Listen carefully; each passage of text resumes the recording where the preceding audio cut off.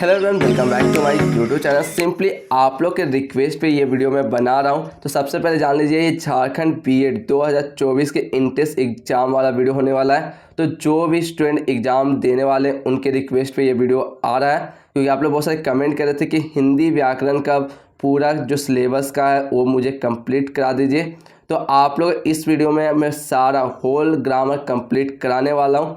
आपको step by step सारा चीज़ मिल जाएगा, chapter wise summary, MCQ question, एक सेपरेट वीडियो भी आपको मिल जाएगा जिसमें हर चैप्टर का एमसीक्यू क्वेश्चन रहेगा। तो आप लोग उससे देख लेते हो तो डेफिनेटली 1 मार्क्स भी कहीं नहीं जाने वाला है। ठीक है, 15 का 15 मार्क्स आप लोग स्कोर कर सकते हो। तो चलिए देख लेते हैं क्या क्या है। सबसे पहले आप लोग जान लीजिए सिलेबस। आप लोग जो भी स्टूडेंट एग्जाम देते हैं तो सबसे पहले आपको सिलेबस क्लियर रहना चाहिए। आप लोग जो सिलेबस में सबसे पहला टॉपिक होगा भाषा, वन विचार, संज्ञा, सर्वनाम, क्रिया, विशेषण, लिंग, वचन, कारक, काल, उपसर्ग, प्रत्यय, संधि, समास, पर्यायवाची शब्द, विलोम शब्द, अनेक शब्दों के लिए एक शब्द, श्रुति सम विनार्थक शब्द, व्याकरणिक अशुद्धियाँ, मुहावरे, लोककृतियाँ, अपठित गद्यांश। तो इससे आप लोगों का टोटल 15 मार्क्स का क्वेश्चन आएगा। तो हर एक टॉपिक से एक क्वेश्चन, 2 क्वेश्चन या 3 क्वेश्चन रहेगा ही रहेगा। तो चलिए सारा देखते चलते हैं। हिंदी व्याकरण सबसे पहला टॉपिक, इससे एक क्वेश्चन तो डेफिनेटली आने वाला है। तो सारा जो इम्पोर्टेंट होगा मैं हाईलाइट भी कर रखा हूँ, आप लोग अच्छे से रीड कर लीजिएगा। हिंदी भाषा का विकास। हिंदी विश्व की लगभग 3000 भाषाओं में से एक है। भारत में 4 भाषा परिवार बहुरूपीय द्रविड़, ऑस्ट्रिक व चीनी तिब्बती मिलते हैं। ठीक है, भारत आर्य भाषा को 3 कालों में विभक्त किया गया है। आपसे क्वेश्चन पूछ देगा भारतीय आर्य भाषा को कितने कालों में विभक्त किया गया है, तो 3। चलिए नेक्स्ट, आप लोग इसका सारा नोट डाउन है, आप लोग खुद से पढ़ना है तो पढ़ लीजिएगा। मैं जो जो इम्पोर्टेंट है वही सिर्फ कराऊंगा। अशोक के समय में पाली भाषा थी। याद रखिएगा, अशोक समय कौन सी भाषा थी? पाली भाषा। संविधान सभा में हिंदी को राजभाषा बनने का प्रस्ताव गोपाल स्वामी अयंगार ने प्रस्तुत किया। भारतीय संविधान में हिंदी को 14 सितंबर 1949 को मान्यता प्रदान की गई। पूछ देगा कब मान्यता प्रदान की गई? 14 सितंबर 1919, याद रखिएगा। ठीक है, राजभाषा आयोग के प्रथम अध्यक्ष बाल गंगाधर खेर थे। आयोग के प्रथम बैठक 15 जुलाई 1955 को हुई थी। तो पहला टॉपिक भाषा का ये एमसीक्यू क्वेश्चन है, चलिए देख लेते हैं। हिंदी किस भाषा परिवार की भाषा है? बहुरूपीय, द्रविड़, ऑस्ट्रिक, चीनी, तिब्बती। तो जस्ट अभी मैंने आप लोगों को बताया था क्या? ए बहुरूपीय। भारत में सर्वाधिक बोले जाने वाली भाषा कौन सी है? हिंदी, संस्कृत, तमिल, उर्दू। तो सही आंसर क्या हो जाएगा? ए हिंदी। हिंदी भाषा का जन्म हुआ अपभ्रंश से, लैकिक संस्कृत से, पाली प्राकृतिक से, वैदिक संस्कृत से। तो सही आंसर क्या हो जाएगा? ए अपभ्रंश से। नोट डाउन मैंने कराया था। हिंदी की विशिष्ट बोली ब्रजभाषा किस रूप में सबसे अधिक प्रसिद्ध है? राजभाषा, तकनीकी, राष्ट्रभाषा, काव्य भाषा। तो सही आंसर हो जाएगा डी काव्य भाषा। निम्नलिखित में से कौन सी भाषा देवनागरी लिपि में लिखी जाती है? गुजराती, उड़िया, मराठी, सिंधी। तो सही आंसर हो जाएगा सी मराठी।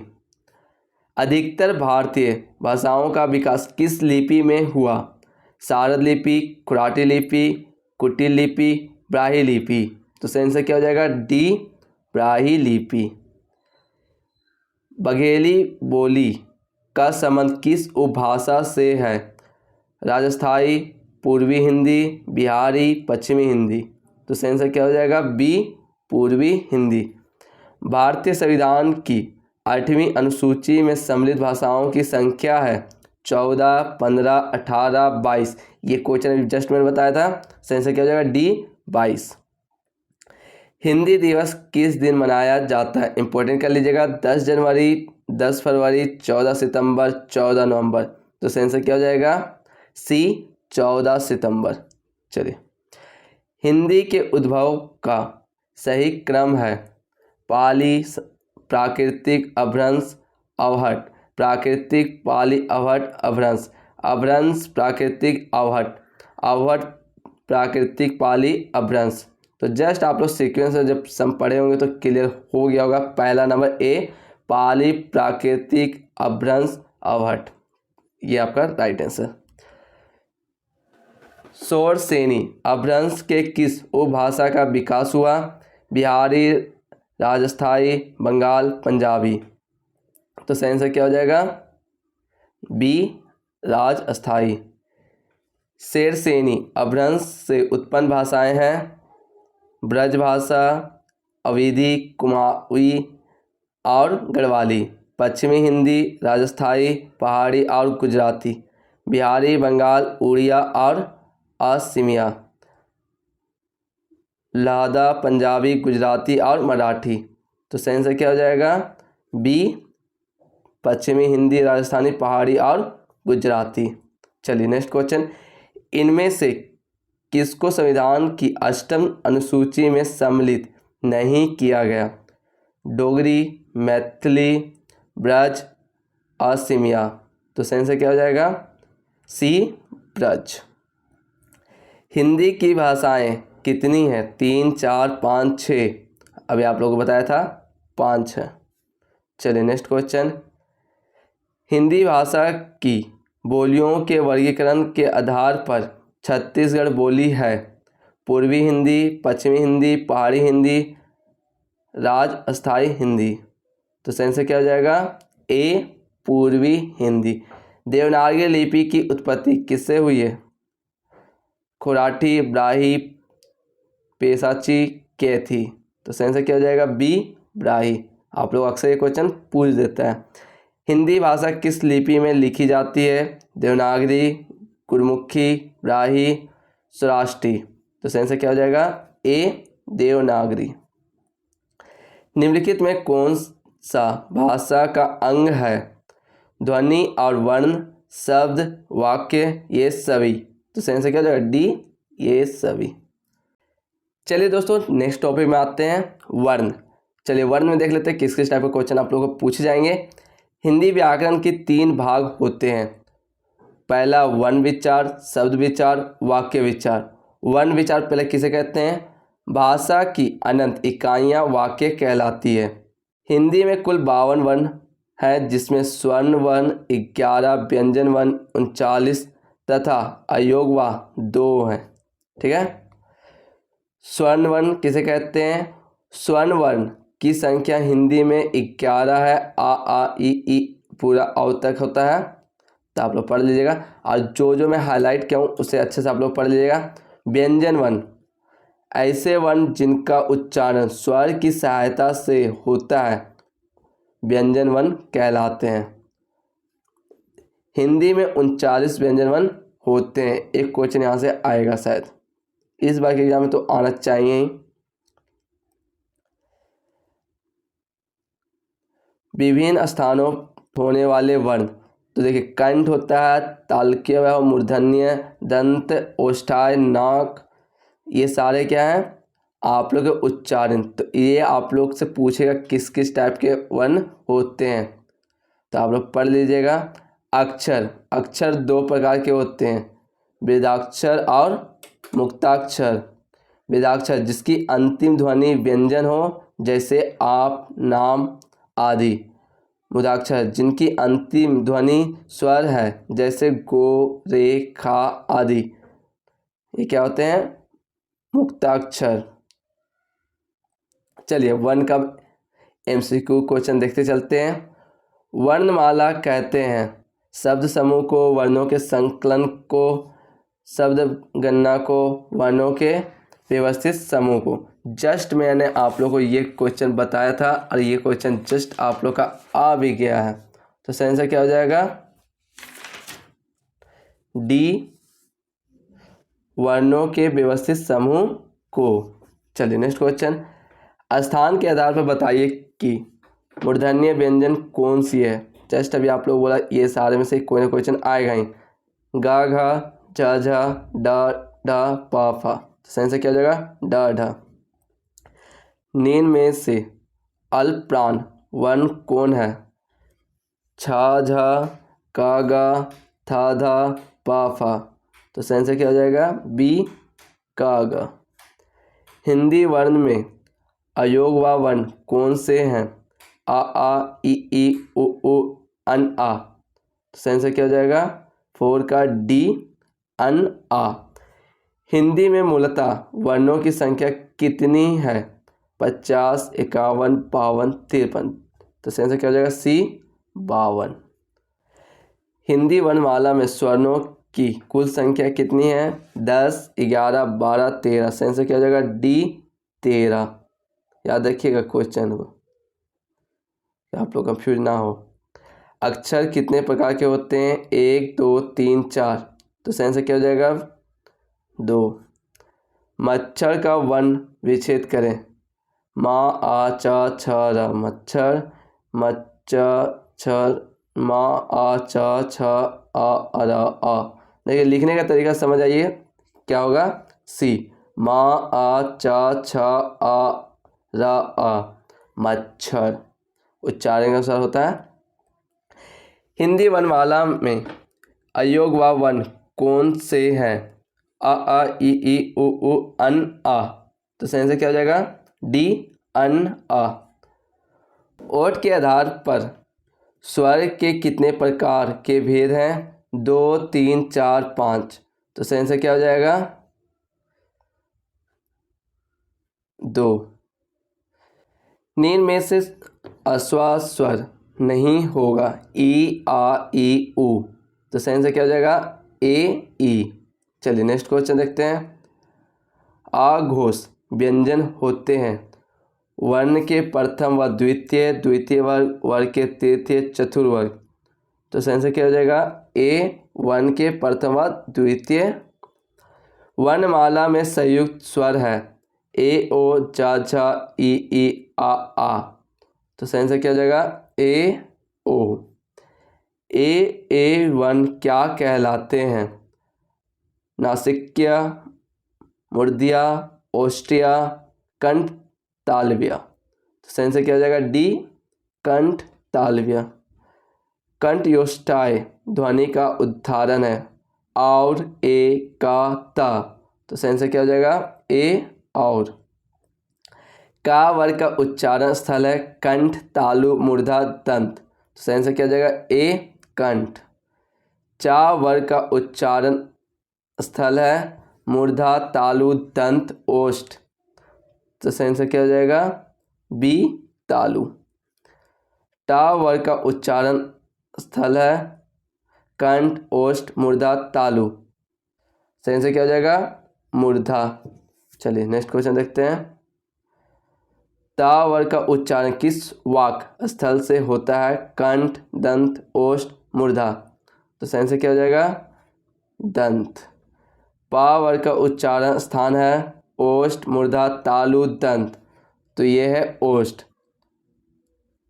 तो आप लोग का ये सारा एमसीक्यू आप लोग खुद से एक बार उसे रिवाइज कीजिए।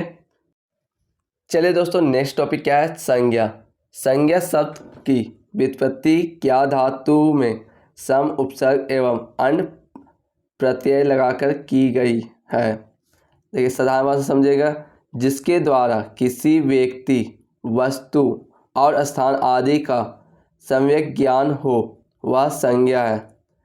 अंततः किसी विशेष व्यक्ति, वस्तु, स्थान अथवा उसकी संपूर्ण जाति, गुण, धर्म समूह का बोध कराने वाले विकारी शब्द को संज्ञा कहते हैं। साधारण समझे, किसी विशेष व्यक्ति का नाम, वस्तु का नाम, स्थान का नाम, जो संपूर्ण जाति का बोध कराए, गुण का बोध कराए, धर्म का बोध कराए, वो सारे क्या है? संज्ञा है।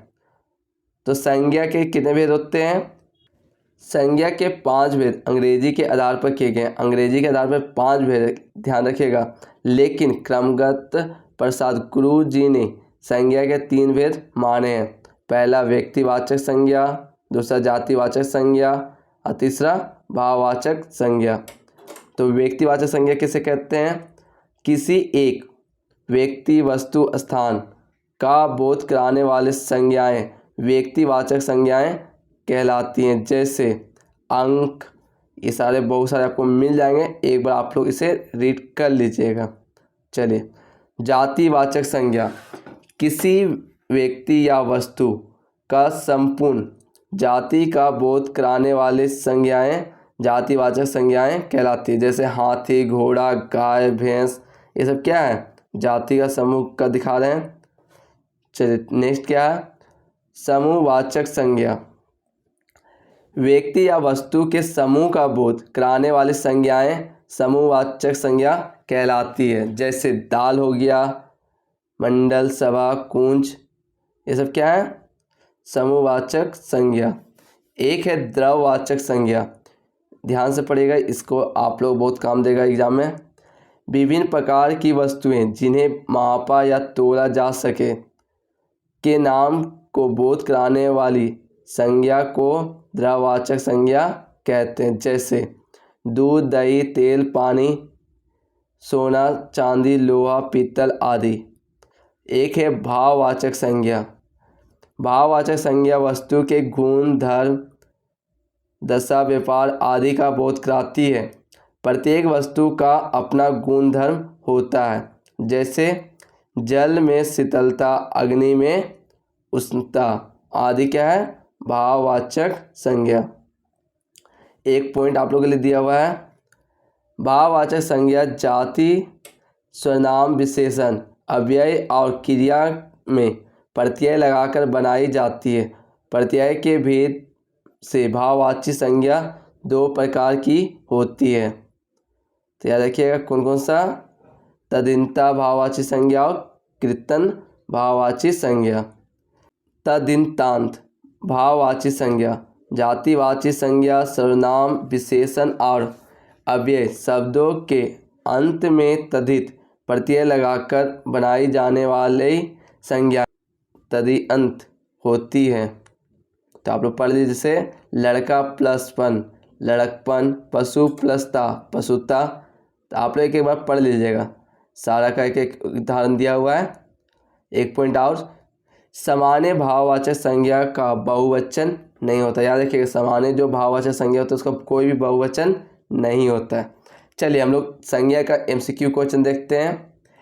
स्त्रीत्व शब्द में कौन सी संज्ञा है, जातिवाचक संज्ञा, व्यक्तिवाचक संज्ञा, भाववाचक संज्ञा, द्रववाचक संज्ञा। तो सही आंसर क्या हो जाएगा, सी भाववाचक संज्ञा, क्योंकि पूरा स्त्री जाति का क्या कर रहा है, ये भाव बोध करा रहा है। निम्नलिखित में भाववाचक संज्ञा कौन सी है, शत्रुता, वीर, मनुष्य, गुरु। तो सही आंसर क्या हो जाएगा, ए शत्रुता। अर्थ के विचार से संज्ञा कितने प्रकार की होती है, 4, 5, 6, 8। सही आंसर क्या हो जाएगा, बी 5। निम्नलिखित में कौन सा शब्द व्यक्तिवाचक संज्ञा है, गाय, पहाड़, यमुना, आम। तो सही आंसर क्या हो जाएगा, सी यमुना। कौन सा शब्द जातिवाचक संज्ञा नहीं है, जावन, बालक, सुंदर, मनुष्य। तो सही आंसर क्या हो जाएगा, सुंदर। कौन सा शब्द भाववाचक संज्ञा नहीं है, मिठाई, चतुराई, लड़ाई, उतराई। थोड़ा लॉजिकली है ना। सही आंसर क्या हो जाएगा, ए मिठाई। जातिवाचक संज्ञा बताइए, लड़का, सेना, श्याम, दुख। सही आंसर क्या हो जाएगा, ए लड़का। देश की हानि जयो चंदो से होती है, रेखांकित संज्ञा शब्द है, जातिवाचक, व्यक्तिवाचक, भाववाचक, द्रववाचक। सही आंसर क्या हो जाएगा, ए जातिवाचक। बुढ़ापा भी एक प्रकार का अभिशाप है, इस वाक्य में रेखांकित शब्द की संज्ञा बताइए, जातिवाचक संज्ञा, व्यक्तिवाचक संज्ञा, भाववाचक, इनमें से कोई नहीं। सही आंसर क्या हो जाएगा, भाववाचक संज्ञा। व्यक्ति, वस्तु, स्थान एवं भाव के नाम को कहते हैं, सर्वनाम, संज्ञा, विशेषण, कोई नहीं। तो सही आंसर क्या हो जाएगा, बी संज्ञा। सतसाई शब्द में कौन सी संज्ञा है, जातिवाचक, व्यक्तिवाचक, समूहवाचक, द्रव्यवाचक। सही आंसर क्या हो जाएगा, सी समूहवाचक। विजयिनी मानवता हो जाए, इस पंक्ति में रेखांकित शब्द की संज्ञा बताइए। जातिवाचक संज्ञा, समूहवाचक संज्ञा, भाववाचक संज्ञा, इनमें से कोई नहीं। तो सही आंसर क्या हो जाएगा? सी, भाववाचक संज्ञा। संज्ञा के संबंध में कौन सा कथन सत्य है? संज्ञा विकारी शब्द है, संज्ञा व्यक्ति वस्तु स्थान का नाम है, भाववाचक संज्ञा के प्रायः बहुवचन नहीं होते, उपरोक्त सभी कथन सत्य है। तो सही आंसर क्या हो जाएगा? डी, उपरोक्त सभी कथन सत्य हैं। विजयदशमी शब्द से संज्ञा है व्यक्तिवाचक, जातिवाचक, समूह, भाववाचक। तो सही आंसर क्या हो जाएगा? ए, व्यक्तिवाचक संज्ञा। भाववाचक संज्ञा का निर्माण इनसे होता है, संज्ञा से, सर्वनाम से, क्रिया से, इन सभी से। तो सही आंसर क्या हो जाएगा? डी, इन सभी से। ममत्वा में कौन सी संज्ञा है? व्यक्तिवाचक संज्ञा, भाववाचक संज्ञा, समूहवाचक संज्ञा, इनमें से कोई नहीं। तो सही आंसर क्या हो जाएगा? बी, भाववाचक संज्ञा। रामचरितमानस के रचयिता गोस्वामी जी हैं, इस वाक्य में रेखांकित शब्द की संज्ञा बताइए।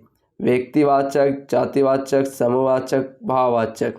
तो सही आंसर क्या हो जाएगा? ए, व्यक्तिवाचक। भारत संयुक्त राष्ट्र संघ में सम्मिलित है, इस वाक्य में रेखांकित शब्द की संज्ञा बताइए। भाववाचक संज्ञा, जातिवाचक संज्ञा, व्यक्तिवाचक संज्ञा, समूहवाचक संज्ञा। तो सही आंसर क्या हो जाएगा? डी, समूहवाचक संज्ञा। निम्नलिखित में भाववाचक संज्ञा शब्द बताइए। प्रेम, मिठास, चतुरता, उपरोक्त सभी। तो सही आंसर क्या हो जाएगा? डी, उपरोक्त सभी। निम्नलिखित में समूहवाचक संज्ञा बताइए। गिरोह, मंडल, उपरोक्त दोनों, इनमें से कोई नहीं। तो सही आंसर क्या हो जाएगा? सी, उपरोक्त दोनों। कोयल है व्यक्तिवाचक, जातिवाचक, समूहवाचक, भाववाचक। सही आंसर क्या हो जाएगा? ए, व्यक्तिवाचक। निम्नलिखित में कौन व्यक्तिवाचक संज्ञा नहीं है? रामायण, पटना, औरत, गंगा। तो सही आंसर क्या हो जाएगा? सी, औरत। सुंदरता शब्द में संज्ञा है व्यक्तिवाचक, समूहवाचक, जातिवाचक, भाववाचक। सही आंसर क्या हो जाएगा? डी, भाववाचक।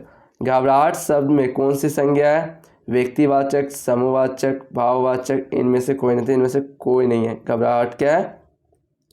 चलिए दोस्तों, अब नेक्स्ट टॉपिक आने वाले हैं, इंपॉर्टेंट टॉपिक है, चलिए देखते चलते हैं। सर्वनाम का अर्थ सबका नाम। सर्वनाम उस विकारी शब्द को कहते हैं जो पूर्वापर संबंध से किसी भी संज्ञा के बदले आता है, मतलब संज्ञा के बदले जो आता है उसे क्या कहते हैं? सर्वनाम कहते हैं। सर्वनाम के भेद। हिंदी भाषा में सर्वनाम शब्दों की संख्या कुल 11 निहित की गई है। मैं, तू, आप, यह, वह, जो, सो, कोई, कुछ, कौन, क्या आदि। विद्वानों द्वारा सर्वनाम के 6 भेद मान्य हैं। तो याद रखिएगा कितने भेद मान्य हैं? 6 भेद। पुरुषवाचक सर्वनाम, निश्चयवाचक सर्वनाम, अनिश्चयवाचक सर्वनाम, संबंधवाचक सर्वनाम, निजवाचक सर्वनाम, प्रश्नवाचक सर्वनाम। तो ये 6 क्या है? सर्वनाम। चलिए सबका एक एक डिफिनेशन देखते चलते हैं, जिससे आप लोगों का MCQ क्वेश्चन क्लियर हो सके। पहला क्या है? पुरुषवाचक सर्वनाम स्त्री या पुरुष के नाम के स्थान पर प्रयुक्त होने वाले सर्वनाम पुरुषवाचक सर्वनाम कहलाते हैं। पुरुष 3 प्रकार के होते हैं: उत्तम पुरुष, वक्ता, मध्य पुरुष और अन्य पुरुष। कौन कौन से? उत्तम पुरुष में मैं और हम आते हैं, मध्यम पुरुष में तू, तुम, आप आते हैं, और अन्य पुरुष में यह, वह, ये, वो आते हैं। ठीक है। दूसरा कौन सा है? निश्चयवाचक सर्वनाम दूर या पास स्थित किसी वस्तु का निश्चयनात्मक बोध कराने वाले सर्वनाम निश्चयवाचक सर्वनाम कहलाते हैं। जैसे यह हुआ। उदाहरण समझिए। यह कार किसकी है? क्या कह रहा है? क्वेश्चन पूछा जा रहा है, यह कार किसकी है? वह सड़क टूटी है। वह सड़क टूटी है। कौन सा सड़क? कोई क्लियर हो पा रहा है? नहीं। हम लोग क्या करते हैं? निश्चय करते हैं। तीसरा क्या है? अनिश्चय सर्वनाम। अनिश्चय व्यक्ति वस्तु का बोध कराने वाले सर्वनाम अनिश्चयवाचक सर्वनाम कहलाते हैं। जैसे उदाहरण समझे। कोई आया है, वहाँ कुछ है। ये क्या है? अनिश्चित सर्वनाम। संबंधवाचक सर्वनाम दो व्यक्तियों अथवा वस्तुओं के पारंपरिक संबंधों को व्यक्त करने वाले सर्वनाम संबंधवाचक सर्वनाम कहलाते हैं। जैसे जो, सो, ये क्या है सब? संबंधवाचक सर्वनाम। उदाहरण से समझ जाइए। आया है, सो जाएगा, राजा रंग फकीर। समझ रहे हैं? चलिए। निजवाचक सर्वनाम। निजवाचक सर्वनाम निजता का बोध कराता है, अपने आप, स्वयं, स्वतः आदि अर्थों में प्रयुक्त होता है। आप निजवाचक सर्वनाम है। उदाहरण समझिए। उसे मत छोड़ो, वह आप ही चला जाएगा। समझ रहे हैं? चलिए लास्ट कौन सा था? प्रश्नवाचक सर्वनाम। प्रश्न का बोध कराने वाले सर्वनाम प्रश्नवाचक सर्वनाम कहलाते हैं। जैसे कौन, क्या, क्यों, कैसे आदि। उदाहरण समझिए। वह कौन खड़ा है, मतलब वह कौन खड़ा है, क्वेश्चन किया जा रहा है। सर्वनाम के विकारी रूप। सर्वनाम विकारी शब्द होते हैं, कारक एवं वचन के इनके विकारी रूप बनते हैं। यह स्मरणीय है कि लिंग भेद के कारण सर्वनाम के विकारी रूप नहीं बनते हैं। जैसे वह जाता है, कर्ता क्या है? पुल्लिंग। वह जाती है, बट यहाँ कर्ता क्या है? स्त्रीलिंग। मतलब एक बार पुल्लिंग का बोध हो रहा है, एक बार स्त्रीलिंग का बोध हो रहा है। समझ गए? तो आप लोग बहुत सारे यहाँ मिल जाएंगे, कर्म कारक, कर्ता कारक। तो आप लोग एक बार पढ़ लीजिएगा। पीडीएफ आपको मिल जाएगा हमारे ऑफिशियल टेलीग्राम चैनल पर। चलिए अब हम लोग सर्वनाम का एमसीक्यू क्वेश्चन करते चलते हैं। संज्ञा के स्थान पर प्रयुक्त होने वाले शब्द को कहते हैं सर्वनाम, विशेषण, क्रिया, अव्यय। सेंस क्या हो जाएगा? ए सर्वनाम। सर्वनाम है विकारी शब्द, अविकारी शब्द, दोनों, दोनों नहीं। सेंस क्या हो जाएगा? ए विकारी शब्द। अशुद्ध वाक्य चुनिए। वह स्वयं यहाँ नहीं आना चाहती। अशुद्ध वाक्य चुनना है इसमें। आपके आग्रह पर मैं दिल्ली जा सकता हूँ। मैं तेरे को एक घड़ी दूंगा। यही पता चला कि आस क्या है? अशुद्ध है। मुझे इस बैठक की सूचना नहीं थी। तो सी क्या हो जाएगा? Right answer. मैं तेरे को एक घड़ी दूंगा। तुम हो कुछ बसंत के दूत। इस वाक्य में रेखा के शब्द है उत्तम पुरुषवाची सर्वनाम, मध्यम पुरुषवाची सर्वनाम, अन्य पुरुषवाची सर्वनाम। इनमें से कोई नहीं। तो सेंसर क्या हो जाएगा? बी मध्यम पुरुषवाची सर्वनाम। मुझे किस प्रकार का सर्वनाम है? उत्तम पुरुष, मध्यम पुरुष, अन्य पुरुष। इनमें से कोई नहीं। तो सेंसर क्या हो जाएगा? ए उत्तम पुरुष। सर्वनाम के प्रकार हैं 4, 5, 6, 7। सेंसर क्या हो जाएगा? सी 6। निश्चयवाचक सर्वनाम है क्या, कुछ, कौन, या। निश्चय मतलब समझ रहे हैं? जो कोई फिक्स नहीं हो रहा है। तो सेंसर क्या हो जाएगा? डी या। इनमें अनिश्चयवाचक सर्वनाम कौन सा है? कौन, जो, कोई, वह। तो सेंसर क्या हो जाएगा? कोई। इनमें सर्वनाम का विकारक शब्द है लिंग, वचन, कारक, तीनों। सेंसर क्या हो जाएगा? ए लिंग। इनमें कौन कारक सर्वनाम के लिए प्रयुक्त नहीं होता? कर्म, कर्ता, संबोधन, संप्रदान। सेंसर क्या हो जाएगा? सी संबोधन। संबंधवाचक सर्वनाम छाटिए। मैं, तुम, हम, यह, वह, कोई, कुछ, जो, सो। सेंसर क्या हो जाएगा? डी जो, सो। अभी जस्ट मैंने आप लोग एग्जाम्पल बताया था। सर्वनाम के विकारक हैं वचन, कारक, दोनों, दोनों नहीं। सेंसर क्या हो जाएगा? सी दोनों। चलिए नेक्स्ट क्वेश्चन। आप भले जो जग भला। इस वाक्य में आप है पुरुषवाचक सर्वनाम, निजवाचक सर्वनाम, मध्यवाचक, पुरुषवाचक। इनमें से कोई नहीं। तो सेंसर क्या हो जाएगा? बी निजवाचक सर्वनाम। कोई बैठा है। इस वाक्य में रेखांकित सर्वनाम है निश्चयवाचक, निजवाचक, अनिश्चयवाचक, संबंधवाचक। सेंसर क्या हो जाएगा? सी अनिश्चयवाचक। मत छोड़ो, आप भी चला जाएगा। इस वाक्य में रेखाकृत पद स्वनाम का भेद है। निजवाचक स्वनाम, मध्य पुरुषवाचक स्वनाम, संबंधवाचक स्वनाम, इनमें से कोई नहीं। सही आंसर क्या हो जाएगा? ए, निजवाचक स्वनाम। जो करेगा सो भरेगा, इस वाक्य में जो सो है निश्चयवाचक, अनिश्चय, संबंधवाचक, निजवाचक स्वनाम। सही आंसर क्या हो जाएगा? सी, संबंधवाचक स्वनाम। तुम्हें क्या चाहिए? रेखाकृत का स्वनाम भेद है। निजवाचक स्वनाम, प्रश्नवाचक स्वनाम, संबंधवाचक स्वनाम, निश्चयवाचक स्वनाम। तो सही आंसर क्या हो जाएगा? सी, संबंधवाचक स्वनाम। निजवाचक स्वनाम का प्रयोग किस वाक्य में हुआ है? आप घर जाइए, आपकी पुस्तक कहाँ है, आप जाने, आपका काम जाने, आप भले तो जग भला। तो सही आंसर क्या हो जाएगा? डी, आप भले तो जग भला। यह घोड़ा अच्छा है, इस वाक्य में यह क्या है? संज्ञा, सर्वनाम, विशेषण, सर्वनामिक विशेषण। सही आंसर क्या हो जाएगा? डी, सर्वनामिक विशेषण। निश्चयवाचक सर्वनाम कौन सा है? क्या, कुछ, कौन, या। सही आंसर क्या हो जाएगा? डी, या।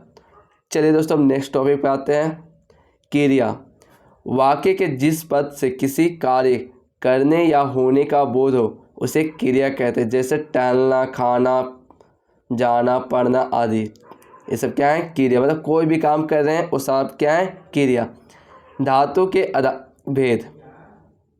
शब्द निर्माण के आधार पर धातु के दो भेद स्वीकृत हैं, मूल धातु और यौगिक धातु। मूल धातु स्वतंत्र होती है, यथा जा, पढ़, खा आदि। यौगिक धातु धातु के मूल धातु में प्रत्यय लगाकर अथवा कई धातुओं को संयुक्त करके बनाई जाती है। संज्ञा एवं विशेषण में प्रत्यय लगाकर नाम धातुएं बनती है जो कि यौगिक होती है। क्रिया के भेद। क्रिया के भी दो भेद होते हैं। क्रिया के विभाजन के प्रायः दो आधार स्वीकृत हैं, व्युत्पत्ति और रचना।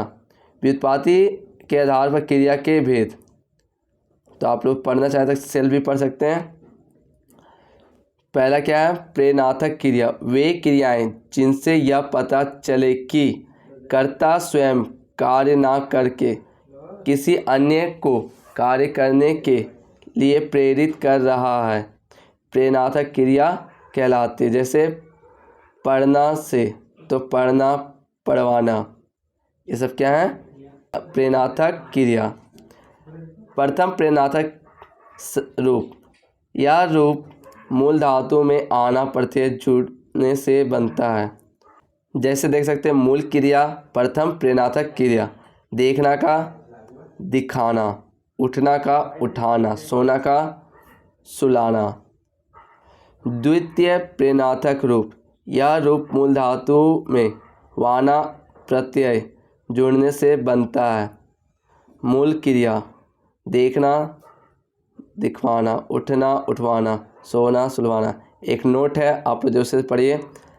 यह भी जाने प्रेरणार्थक क्रिया सकारात्मक और आक्रामक दोनों प्रकार की क्रिया से बनती है। समझ गए? दूसरा क्या था? यौगिक क्रिया। यौगिक क्रिया दो या दो से अधिक धातुओं के संयोग से अथवा मूल धातु के प्रत्यय लगाने से बनती है। एग्जाम्पल में देखिए, समझिए। हंसना, हंसाना, उठना, बैठना आदि। नाम धातु संज्ञा या स्वनाम से बनने वाले क्रिया के नाम धातु कहलाती है। संज्ञा जैसे है लाठी, लठियाना, तो आप लोग पढ़ लीजिएगा। एक है पूर्णकालिक क्रिया। जब कर्ता का एक क्रिया संपन्न दूसरी क्रिया के प्रवृत्त होना पाए जाए तो पहले संपन्न होने वाली क्रिया पूर्णकालिक क्रिया कहलाती है। यह क्रिया मूल क्रिया में पूर्वकालिक कर लगाकर बनाई जाती है। जैसे वह नहाकर दफ्तर जाएगा। वह नहाकर दफ्तर जाएगा क्या हो रहा है? कोई फिक्स नहीं है। समझ रहे हैं? और कुछ एग्जाम्पल दिए हुए हैं, आप लोग पढ़ लीजिएगा। रचना के आधार पर क्रिया के भेद। रचना के आधार पर क्रिया के दो भेद हैं, सकारात्मक क्रिया और आक्रामक क्रिया। तो एक आक्रामक क्रिया से इससे क्वेश्चन आएगा। चलिए देख लेते हैं सकारात्मक क्रिया किसे कहते हैं। जिस क्रिया के साथ कर्म हो अथवा कर्म होने की संभावना हो उसे सकर्मक क्रिया कहते हैं। सकर्मक क्रिया के विपाक का फल कर्म पर है। जैसे समझे, मोहन विद्यालय जाता है, यहाँ जाना क्या है, क्रिया के साथ विद्यालय कर्म है, वह पढ़ता है। समझ रहे हैं। चलिए नेक्स्ट क्या है, अकर्मक क्रिया। जिस क्रिया के व्यापार का फल कर्ता पर पड़े उसे अकर्मक क्रिया कहते हैं। अकर्मक क्रिया का कर्म नहीं होता, यथा मैं सोता हूँ, घोड़े दौड़ते हैं, ये क्या है, अकर्मक क्रिया। चलिए एक नोट और आप लोग जब पढ़िए इसको भी। कुछ क्रियाएं अकर्मक एवं सकर्मक दोनों होती हैं, इनकी पहचान प्रयोग के अनुसार होती है। तो पहचान के लिए क्या है, अकर्मक क्रिया, वह रोता है, वह दुखड़ा रोता है। सकर्मक हो गया, श्याम हंसता है, श्याम मूर्खता पर हंसता है। समझ रहे हैं। संयुक्त क्रिया। दो क्रियाओं के योग से निर्मित क्रिया संयुक्त क्रिया कहलाती है। देखिए एग्जाम्पल समझिए। मेरी बात पर वह चौंक उठा, चौंक उठा यहाँ क्या है, संयुक्त क्रिया। घंटी बजते ही छात्र उठ खड़े हुए, उठ खड़े हुए क्या है, संयुक्त क्रिया। संयुक्त क्रिया के भेद। अर्थ की दृष्टि से संयुक्त क्रिया के 12 भेद किए जा सकते हैं। तो 12 भेद को आप लोग पढ़ लेना है, क्योंकि यहाँ से क्वेश्चन जरूर से आएगा। एक होता है सहायक क्रिया। मुख्य क्रिया के साथ जुड़कर अर्थ को स्पष्ट करने वाली क्रियाएं सहायक क्रिया कहलाती है। जैसे है, हूँ, है, ये सब क्या कर रहे हैं, काल को बता रहे हैं, प्रेजेंट काल, भूतकाल, भविष्य काल। समझ रहे हैं। एक होता है नामबोधक क्रिया। संज्ञा अथवा विशेषण के साथ क्रिया जुड़ने से नामबोधक क्रिया बनती है। जैसे संज्ञा प्लस क्रिया नामबोधक क्रिया बनाता है। तो एग्जाम्पल समझिए, दुश्मनी प्लस निकालना, तो दुश्मनी निकालना, ये क्या है, नामबोधक क्रिया। तो आप लोग पढ़ लीजिएगा। द्विकर्मक क्रिया। दो कर्म वाली क्रियाएं द्विकर्मक क्रिया कहलाती है। चलिए दोस्तों, अब हम लोग क्रिया का MCQ क्वेश्चन करते चलते हैं। इनमें से कौन सा शब्द क्रिया है, विद्यालय, उत्साह, इसलिए, खाना। तो सही से क्या हो जाएगा, डी, खाना। खाना खिलाना किस प्रकार की क्रिया है, प्रेरणात्मक क्रिया, द्विकर्मक क्रिया, यौगिक क्रिया, इनमें से कोई नहीं। तो सही से क्या हो जाएगा, सी, यौगिक क्रिया। क्रिया के मूल को कहते हैं क्रिया विशेषण, धातु, संयुक्त क्रिया, अव्यय। सही से हो जाएगा बी, धातु। संज्ञा और विशेषण से बनने वाली धातुएं कहलाती है नाम धातु, नामबोधक क्रिया, सकर्मक क्रिया, अकर्मक क्रिया। तो ये नाम धातु कहलाती है। निम्नलिखित क्रियाओं में कौन सी क्रिया अनुक्रमक नहीं है, फड़फड़ाना, मिमियाना, झुटलाना, हिनहिनाना। सही से क्या हो जाएगा, सी, झुटलाना। उनसे पत्र लिखवाया वाक्य में किस कोटि की क्रिया प्रयुक्त हुई है, प्रेरणात्मक क्रिया, सकर्मक क्रिया, दोनों, दोनों नहीं। सही से क्या हो जाएगा, डी, दोनों नहीं। हथियाना किस प्रकार की क्रिया है, अकर्मक क्रिया, नाम धातु, संयुक्त क्रिया, प्रेरणात्मक क्रिया। तो सही से हो जाएगा नाम धातु। इनमें से कौन क्रिया का विकारक है, लिंग, वचन, काल, सभी। सही से हो जाएगा सभी। निम्नलिखित वाक्य में कौन सा ऐसा वाक्य जिसकी क्रियाकर्ता के लिंग के अनुसार ठीक नहीं है। राम आता है, घोड़ा दौड़ता है, हाथी सोती है, लड़की जाती है। सही से हो जाएगा सी, हाथी सोती है।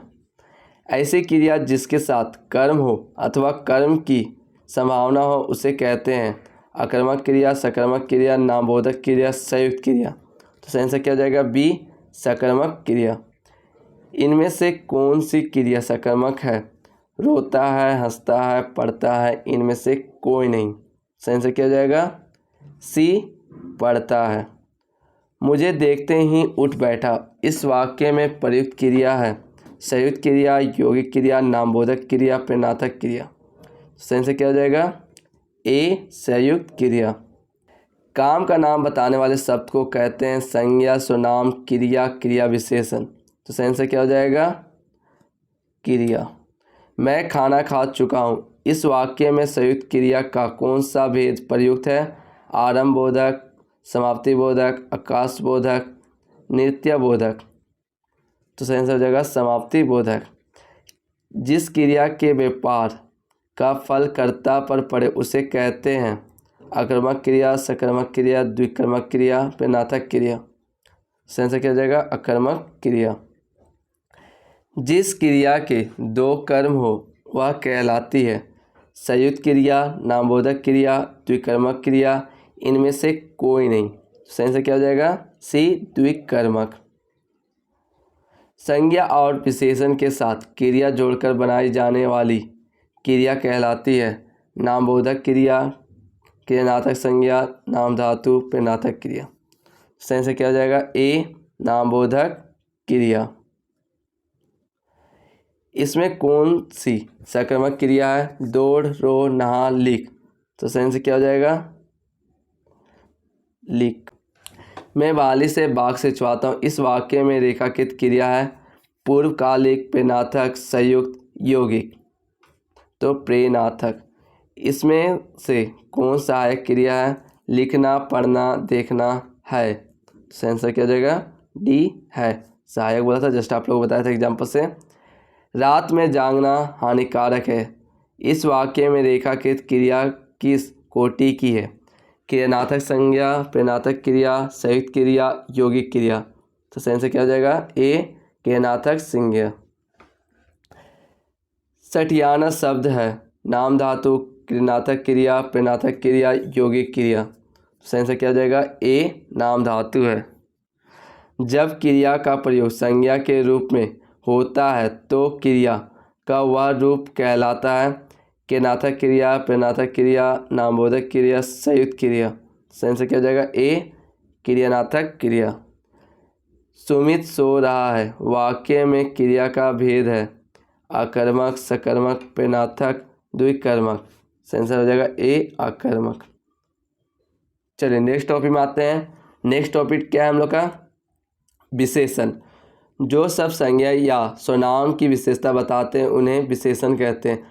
विशेषण जिसकी विशेषता बताते हैं उसे विशेषज्ञ कहते हैं। जैसे आप लोग समझिए राम बहुत तेज दौड़ता है, यहाँ बहुत तेज क्या कर रहा है? दौड़ रहा है। कौन? राम। इसकी विशेषता बता रहा है, यही विशेषण है। कुछ आप लोगों के लिए दिया हुआ है। दिए गए उदाहरण में राम संज्ञा शब्द है जिसकी विशेषता तेज दौड़ना है, अंतर यहाँ तेज विशेषण है। समझ रहे हैं? विशेषण के 4 मुख्य निम्नलिखित भेद हैं।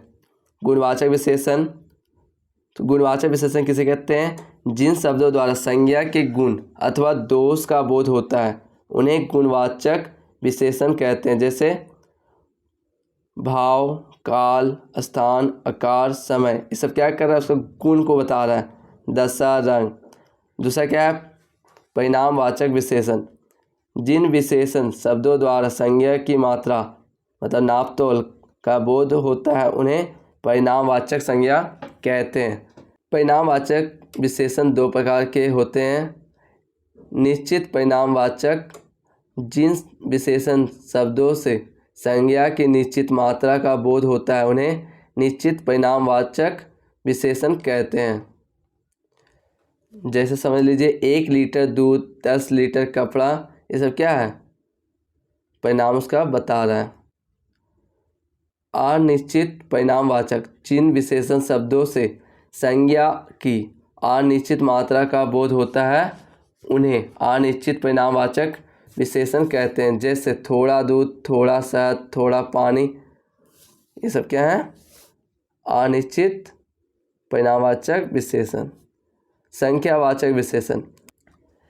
जिन विशेषण शब्दों से संज्ञा की संख्या का बोध होता है उन्हें संख्यावाचक विशेषण कहते हैं। जैसे 1 मेज, 4 कुर्सियाँ, 10 पुस्तकें। संख्यावाचक विशेषण 3 प्रकार के होते हैं। निश्चित संख्यावाचक, अनिश्चित संख्यावाचक, विभाग बोधक। तो आप लोग डिफरेंस पढ़ लीजिएगा। चौथा क्या है? सर्वनामिक विशेषण। जो सर्वनाम शब्द संज्ञा के लिए विशेषण का काम करते हैं उन्हें सर्वनामिक विशेषण कहते हैं। यह, वह, जो, कौन, तू इत्यादि ऐसे सर्वनाम हैं जो संज्ञा शब्दों के पहले प्रयुक्त होकर विशेषण का कार्य करते हैं, इसीलिए इन्हें सर्वनामिक विशेषण कहते हैं। एग्जाम्पल समझिए। वह लड़का बदमाश है। क्या कर रहा है इसका, यहाँ बदमाश आपको बताया जा रहा है। हिंदी में तुलनात्मक विशेषण की 3 अवस्था है। पूछ देगा कितनी अवस्था है, 3। मूलावस्था, उत्तरावस्था, उत्तमा अवस्था। तो आप लोग सब पढ़ लीजिएगा। विशेषण संबंधित महत्वपूर्ण निर्देश बहुत सारे दिए हुए हैं, आप लोग एक बार जरूर से पढ़ लीजिएगा, तो आप लोग सारा क्वेश्चन डाउट क्लियर हो जाएगा। चलिए MCQ क्वेश्चन देखते हैं। जो शब्द संज्ञा या स्वनाम की विशेषता बताते हैं उन्हें क्या कहते हैं? अव्यय, क्रिया, कारक, विशेषण, उसे क्या बोलते हैं? आप लोग अभी जस्ट पढ़ें तो आप लोग क्लियर हो ही गया होगा। विशेषण। निम्नलिखित में से विशेषज्ञ क्या है? संज्ञा, स्वनाम, कारक। A और B। सही से क्या हो जाएगा? D, A और B। प्रविशेषण किसे कहते हैं? विशेषण की विशेषता बताने वाले शब्द, विशेषज्ञ के पहले लगने वाले शब्द, विशेष्य की विशेषता बताने वाले शब्द, विधेय की विशेषता बताने वाला शब्द। सही आंसर हो जाएगा A, विशेषण की विशेषता बताने वाले शब्द। विशेषण कितने प्रकार के होते हैं? 3, 4, 6, 5। जस्ट अभी आप लोगों को बताया था 4। निम्नलिखित में कौन सा शब्द गुणवाचक है? या, थोड़ा, 10, कपटी। सही आंसर क्या हो जाएगा? कपटी। पिताजी ने 2 लीटर दूध खरीदा। रेखांकित पद में विशेषण का कौन सा प्रकार है? निश्चित परिणामवाचक, अनिश्चित परिणामवाचक, अनिश्चित संख्यावाचक, निश्चित संख्यावाचक। सही से क्या हो जाएगा? निश्चित परिणामवाचक। संख्यावाचक विशेषण से संबंधित है भद्दा, सुंदर, 10 मीटर कपड़ा, 4 कुर्सियाँ। सही से क्या हो जाएगा? 4 कुर्सियाँ। कुछ क्वेश्चन आप लोगों को लॉजिकली भी समझ लेना है, ठीक है। वह नेता विधायक है। रेखांकित पद में कौन सा विशेषण प्रकार है? गुणवाचक, सर्वनामिक, संख्यावाचक, परिणामवाचक। सही से क्या हो जाएगा? सर्वनामिक। गुरु शब्द की उत्तम अवस्था क्या होगी? गुरुत्तम, गुरुजन, गुरुओं, गुरुजी। गुरुत्तम। सुंदरतम की मूल अवस्था क्या होगी? सुंदरता, सुंदरम, सुंदरी, सुंदर। बहुत इजी क्वेश्चन है, सुंदर। चलिए, ऊंच की उत्तरा अवस्था क्या होगी? उच्चतम, उच्चतर, ऊंचा, उच्चतम, उच्चतर। संस्कृत की विशेषण क्या है? संस्कृत, संस्कृति, सांस्कृतिक, सांस्कृतिक। सही हो जाएगा सांस्कृतिक। निम्नलिखित में कौन सा शब्द विशेषण है? मात्र, खर्च, नया, मित्र। सही हो जाएगा नया। प्रिय विशेषण के साथ प्रयुक्त होने वाली संज्ञा नहीं है। विषय, बेरी, कवि, मित्र। सही हो जाएगा बेरी। किस वाक्य में अच्छा शब्द का प्रयोग विशेषण के रूप में हुआ है? तुमने अच्छा किया जो आ गए। यह स्थान बहुत अच्छा है। अच्छा, तुम घर जाओ। अच्छा है, वह अभी आए। सेंस हो जाएगा यह स्थान बहुत अच्छा है। चलिए, नेक्स्ट टॉपिक क्या है? लिंग। लिंग शब्द संस्कृत भाषा का है जिसका अर्थ चिन्ह। दूसरे शब्दों में संज्ञा के जिस रूप से पुरुषत्व या स्त्रीत्व का बोध हो उसे लिंग कहते हैं। हिंदी में लिंग 2 प्रकार के होते हैं, पुल्लिंग और स्त्रीलिंग। पुल्लिंग जिन संज्ञा शब्दों से यथार्थ या काल्पनिक पुरुषत्व का बोध होता है उन्हें पुल्लिंग कहते हैं। जैसे लड़का, बैल, घोड़ा, पेड़, नगर इत्यादि क्या है? पुल्लिंग। स्त्रीलिंग जिस संज्ञा शब्दों से यथार्थ या काल्पनिक स्त्रीत्व का बोध होता है उन्हें स्त्रीलिंग कहते हैं। जैसे लड़की, गाय, लता, पूरी इत्यादि। शब्दों में स्त्रीलिंग व पुल्लिंग की पहचान करना। कुछ दिया हुआ पॉइंट कैसे स्त्रीलिंग और पुल्लिंग आप लोग पहचान कर सकते हैं, पढ़ लीजिएगा। चलिए, अब हम लोग इसका MCQ क्वेश्चन क्या करते हैं देखते चलते हैं। संज्ञा के जिस रूप से पुरुषत्व या स्त्रीत्व का बोध होता हो उसे क्या कहते हैं? वचन, कारक, लिंग, क्रिया। ऑब्वियसली इसे लिंग ही कहेंगे। हिंदी भाषा में लिंग के भेद हैं। 3 2 4 5 जस्ट बताया, अभी 2 हैं 2। इतना इजी क्वेश्चन आएगा, कोई नहीं मिस्टेक कीजिएगा। निम्नलिखित में से किनके नाम प्रायः पुल्लिंग होते हैं? भाषाओं के नाम, नदियों के नाम, तिथियों के नाम, दिनों के नाम। थोड़ा लॉजिकली क्वेश्चन है। डी, दिनों के नाम। निम्नलिखित में से किनके नाम प्रायः स्त्रीलिंग होते हैं? बालियों के नाम, पेड़ों के नाम, फलों के नाम, सागरों के नाम। तो सही आंसर क्या हो जाएगा? ए, बालियों के नाम। कवि का स्त्रीलिंग रूप होगा कवित्री, लेखिका, कवित्री, कवित्री। बहुत ईजी क्वेश्चन ये भी है। डी, कवित्री। विदूषक का पुल्लिंग रूप होगा विद्वान, विद्वता, विद्वान, विद्योता। सही आंसर हो जाएगा विद्वान। राजा ने दान दिया वाक्य में स्त्रीलिंग रूप होगा राजा ने दान दिया, रानी ने दान दिया, राजा ने प्रजा को दान दिया, रानियों ने दान दिया। सही आंसर हो जाएगा रानी ने दान दिया, स्त्रीलिंग। छात्र ने परीक्षा उत्तीर्ण की, रेखांकित शब्द का चित्रण लिखें। छात्रों, छात्रा, छात्राएं, छात्री। तो सही आंसर हो जाएगा छात्रा। मगरमच्छ का स्त्रीलिंग है मगरमच्छी, मगरमच्छवी, मादा मगरमच्छ, मगरमच्छानी। तो सही आंसर क्या हो जाएगा? मादा मगरमच्छ। नीर में कौन शब्द पुल्लिंग प्रयोग नहीं होता? हाथी, दही, नदी, पानी। तो सही आंसर हो जाएगा नदी। चलिए नेक्स्ट टॉपिक क्या है? वचन। संज्ञा, स्वनाम, विशेषण और क्रिया के जिस रूप से एकत्व या अनेकत्व का बोध होता है उसे वचन कहते हैं। वचन दो प्रकार के होते हैं, एक वचन और बहुवचन। शब्द के जिस रूप में एक वस्तु का बोध होता है उसे एक वचन कहते हैं, जैसे नदी, लड़का, घोड़ा, कलम आदि। बहुवचन शब्द के जिस रूप से अनेक वस्तुओं का बोध होता है उसे बहुवचन कहते हैं, जैसे लड़के, घोड़े, कलमें, नदियाँ आदि। अनेक के लिए एक वचन का प्रयोग।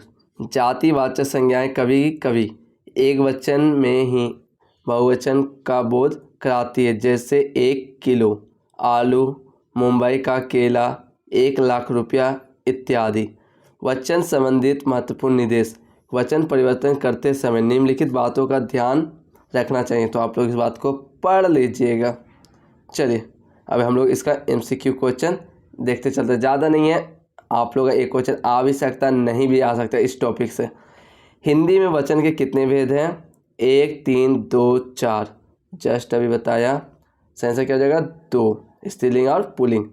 कौन सा शब्द हमेशा बहुवचन में प्रयुक्त होता है? शिशु, आंसू, भक्ति, ग्रंथ। सही आंसर क्या हो जाएगा? आंसू। किस वाक्य में वचन का सही प्रयोग हुआ है? मेरी होश उड़ गई, हमारे होश उड़ गई, मैं होश उड़ गया, मेरे होश उड़ गए। तो सही आंसर क्या हो जाएगा? मेरे होश उड़ गए। वर्षा शब्द का उचित बहुवचन चुनें। वर्षाएं, वर्षाओं, वर्षा, वर्षागण। तो सही आंसर हो जाएगा वर्षा। कौन सा शब्द हमेशा एक वचन में प्रयुक्त होता है? माल, दर्शन, होश, हस्ताक्षर। सही आंसर क्या है? ए, माल। चलिए नेक्स्ट टॉपिक देखते हैं। नेक्स्ट टॉपिक क्या है हम लोग का? कारक। इस टॉपिक में आप लोग बहुत सारे क्वेश्चन आपको देखने पड़ेंगे, सारे डिफिनेशन। कारक किसे कहते हैं? वाक्य में जिस शब्द का संबंध क्रिया से होता है उसे कारक कहते हैं। इन्हें विभक्ति या प्रसंग बाद में जोड़ने वाले भी कहा जाता है। ये सामान्यतः स्वतंत्र होते हैं और संज्ञा या स्वनाम के साथ प्रयुक्त होते हैं।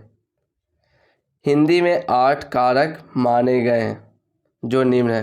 पहला, कर्ता कारक, कर्म कारक, करण कारक, संप्रदान कारक, अपदान कारक, संबंध कारक, अधिकरण कारक, संबोधन कारक। तो आप लोगों को 8 का डिफिनेशन जानना होगा। कर्ता कारक, वाक्य में जिस शब्द द्वारा काम करने का बोध होता है उसे कर्ता कारक कहते हैं, जैसे राम ने श्याम को मारा। इस वाक्य में राम करता है क्योंकि मारना क्रिया करने वाला राम ही है। समझ रहे हैं? आ, ने का प्रयोग केवल तृतीय संज्ञाओं और स्वनाम के बाद होता है, जैसे राम ने, लड़के ने, मैंने, आपने, उसने, सब क्या है? कर्ता कारक। चलिए नेक्स्ट देखते हैं। कर्म कारक, वाक्य में क्रिया का प्रभाव या फल जिस शब्द पर पड़ता है उसे कर्म कारक कहते हैं। जैसे राम ने श्याम को मारा, यहाँ कर्ता क्या है? राम।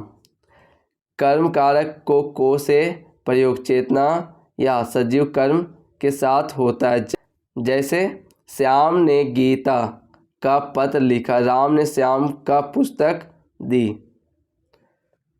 करण कारक का अर्थ साधन, संज्ञा का वह रूप जिससे किसी क्रिया के साधन का बोध हो उसे करण कारक कहते हैं। जैसे शिकारी ने शेर को बंदूक से मारा। चलिए नेक्स्ट क्या है? संपादन कारक, जिसके लिए कुछ दिए गए या जिसको कुछ दिया जाए इसका बोध कराने वाले शब्द को संपादन कारक कहते हैं। चलिए इसका चिन्ह क्या है? को। नेक्स्ट टॉपिक में आते हैं। अपादान कारक, संज्ञा या स्वनाम के जिस रूप से दूर होने, निकलने, डरने, रक्षा करने, विद्या सीखने, तुलना करने का भाव प्रकट हो उसे अपादान कारक कहते हैं। इसका चिन्ह से है। चिन्ह हमेशा याद रखिएगा। एक क्वेश्चन यहाँ आप लोगों का कभी मिस्टेक होगा ही नहीं। मैं अल्मोड़ा में आया हूँ, तो लगा हुआ है, तो ये क्या हो जाएगा? अपादान कारक।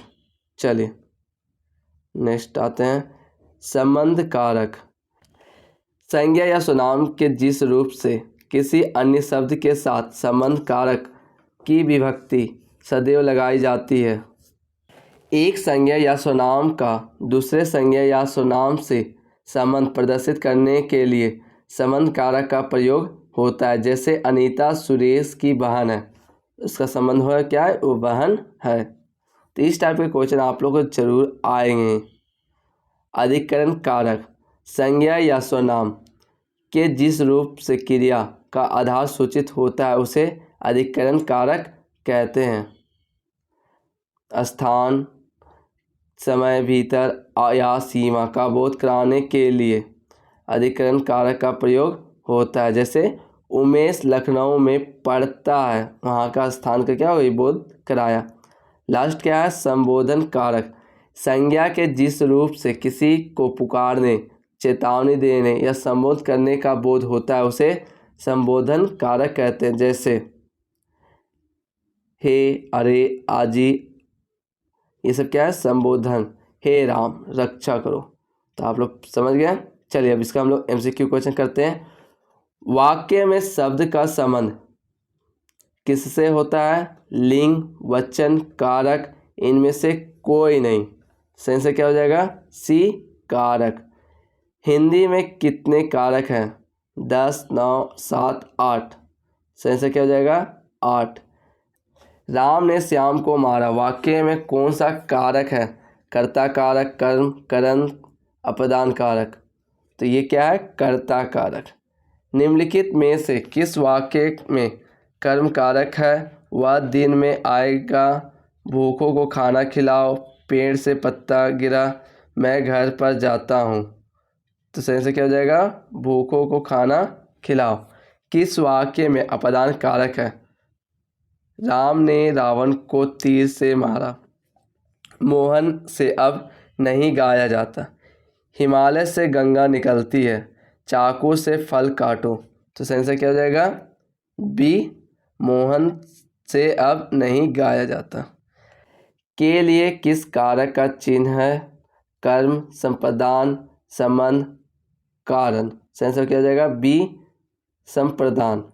प्रत्येक प्रश्न 4 संभावित प्रश्न दिए गए हैं। रिक्त स्थानों में उचित विभक्ति चिन्ह भरिए। के लिए, मैं, से, के। तो ऑब्वियसली यहाँ क्या पढ़ाएगा? मैं। बालक ने पुस्तक पढ़ी होगी, वाक्य में प्रयुक्त कारक चिन्ह है कर्म कारक, अधिक कारक, करण कारक, कर्ता कारक। तो सही से क्या हो जाएगा? कर्ता कारक। हे राम, रक्षा करो, वाक्य में कौन सा कारक है? कर्ता, अपादान, संबोधन, अधिकरण। सही से क्या होगा? संबोधन, क्योंकि संबोधन किया जा रहा है। इस टॉपिक हम लोग क्या होने वाला है? काल। काल क्रिया के उस रूप को कहते हैं जिससे उसके करने या होने के समय तथा पूर्णता या अपूर्णता का ज्ञान होता है।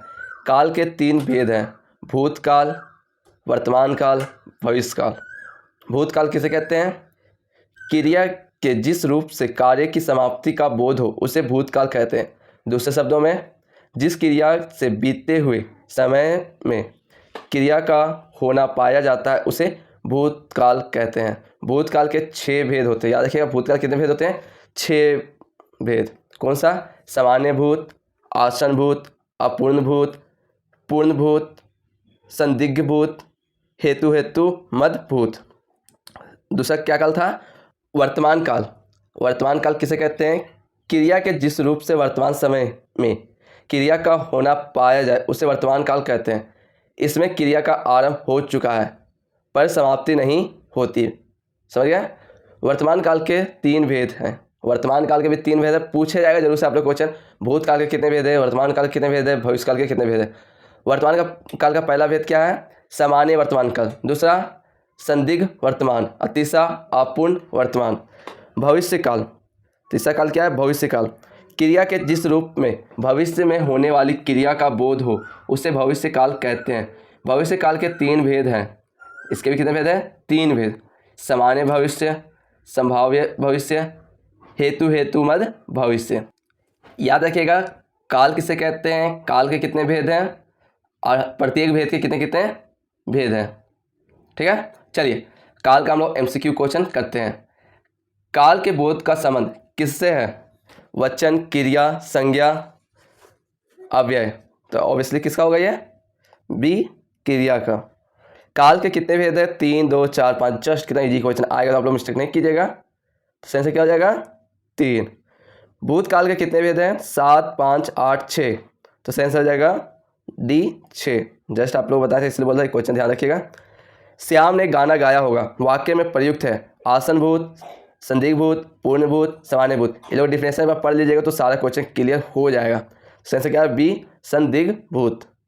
हेतु मदभूत का उदाहरण है तुम आते तो मेरा काम बन जाता, लड़के थक गए थे, श्याम ने खाना खाया, घोड़े के 4 पैर और 2 कान होते हैं। तो सेंस क्या हो जाएगा? ए, तुम आते तो मेरा काम बन जाता। हेतु का क्या है? उदाहरण है। वर्तमान काल के कितने भेद हैं? 2, 4, 3, 5। तो सेंस क्या हो जाएगा? वर्तमान काल के भी 3 भेद हैं। अभी जस्ट आप लोग बताया, सारा क्वेश्चन आप लोग पढ़ा है। नरेश सो रहा था वाक्य में कौन सा काल है? सो रहा था भूतकाल ऐसे पता चल रहा है, बट भूतकाल में कौन सा काल है? देखिए क्वेश्चन कहाँ से गुस्सा पूछा है। पूर्ण भूत, अपूर्ण भूत, आसन भूत, सामान्य भूत। तो अपूर्ण भूत, क्योंकि ये पूरी तरह से क्या है? संभावना हो रही है, हुआ नहीं है, इसलिए। निम्नलिखित में से किस वाक्य में भविष्य काल है? मैं आपका आभारी हूँ, मैं आपकी प्रतीक्षा करूँगा, मैंने एक पेड़ काट लिया, मैं पुस्तक पढ़ने वाला था। तो एकदम ऑब्वियसली यही होगा बी, मैं आपकी प्रतीक्षा करूँगा। चलिए नेक्स्ट टॉपिक क्या है? उपसर्ग और प्रत्यय। उपसर्ग का पहले डिफिनेशन देख लेते हैं। उपसर्ग ऐसे शब्द या शब्दांश जो किसी शब्द से पहले प्रयुक्त होकर उस शब्द के अर्थ में परिवर्तन कर देते हैं, उपसर्ग कहलाते हैं। जैसे समझिए, प्रा जोड़ हार, प्रहार। प्रहार मतलब चोट करना। बी प्लस हार, बिहार मतलब घूमना फिरने का प्लेस। समझ रहे हैं कैसे प्रत्यय आप लोग किया जा रहा है, उपसर्ग किया जा रहा है। हिंदी में प्रयुक्त होने वाले उपसर्ग 3 प्रकार के हैं। याद रखिएगा, उपसर्ग कितने प्रकार के हैं? 3 प्रकार के। पहला संस्कृत उपसर्ग जिसे तत्सम कहते हैं, दूसरा हिंदी उपसर्ग जिसे तद्भव कहते हैं, और तीसरा आगत उपसर्ग विदेशी भाषाओं से हिंदी में आए। मुख्य भाषा कौन कौन सा है? उर्दू, फारसी एवं अंग्रेजी। यहाँ से ये क्वेश्चन आ सकता है, विदेशी भाषाओं में आए हुए कौन से उपसर्ग का ये भाग है? दे देगा ऑप्शन, तो सही से क्या हो जाएगा? आगत उपसर्ग। संस्कृत के उपसर्ग तत्सम। संस्कृत के कुल 22 उपसर्ग है, किंतु नीस, नीर तथा दस, दूर में कोई अंतर नहीं होता। अंतर संस्कृत भाषा के 20 उपसर्ग उन तत्सम शब्दों के साथ प्रयुक्त होते हैं जिनका प्रयोग हिंदी भाषा में होता है, इसीलिए इन्हें तत्सम उपसर्ग भी कहा जाता है। समझे? क्लियर हो चुका है? क्वेश्चन एक से पूछ देगा कि संस्कृत के कुल कितने उपसर्ग हैं, तो 22। क्वेश्चन कैसे भी पूछ सकता है, तो कौन कौन सा भाषा होता है आप लोग देख लीजिएगा। हिंदी के उपसर्ग मूलतः संस्कृत से ही विकसित हुए हैं। इनकी कुल संख्या 10 है, जो निम्न है। जो संस्कृत भाषा हिंदी में आया हुआ है वो कितने हैं? 10। कौन कौन सा है आप लोग खुद देख लीजिएगा। तीसरा क्या है, अगात उपसर्ग विदेशी।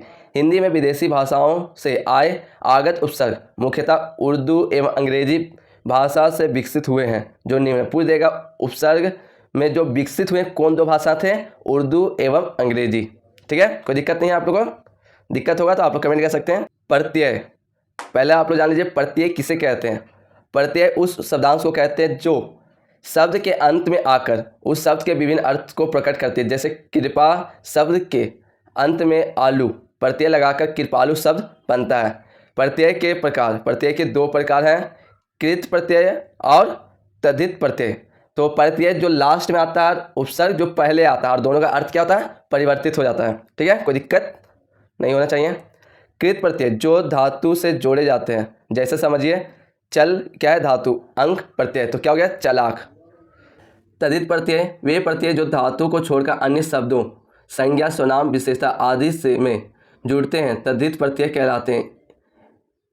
इनसे बने शब्द तद्धित कहलाते हैं। जैसे कृपा प्लस आलू कृपालु। तो ये सब सारा क्वेश्चन आप लोग क्लियर हो जाना चाहिए। चलिए हम लोग इसका MCQ क्वेश्चन क्या करेंगे, देखते चलते हैं।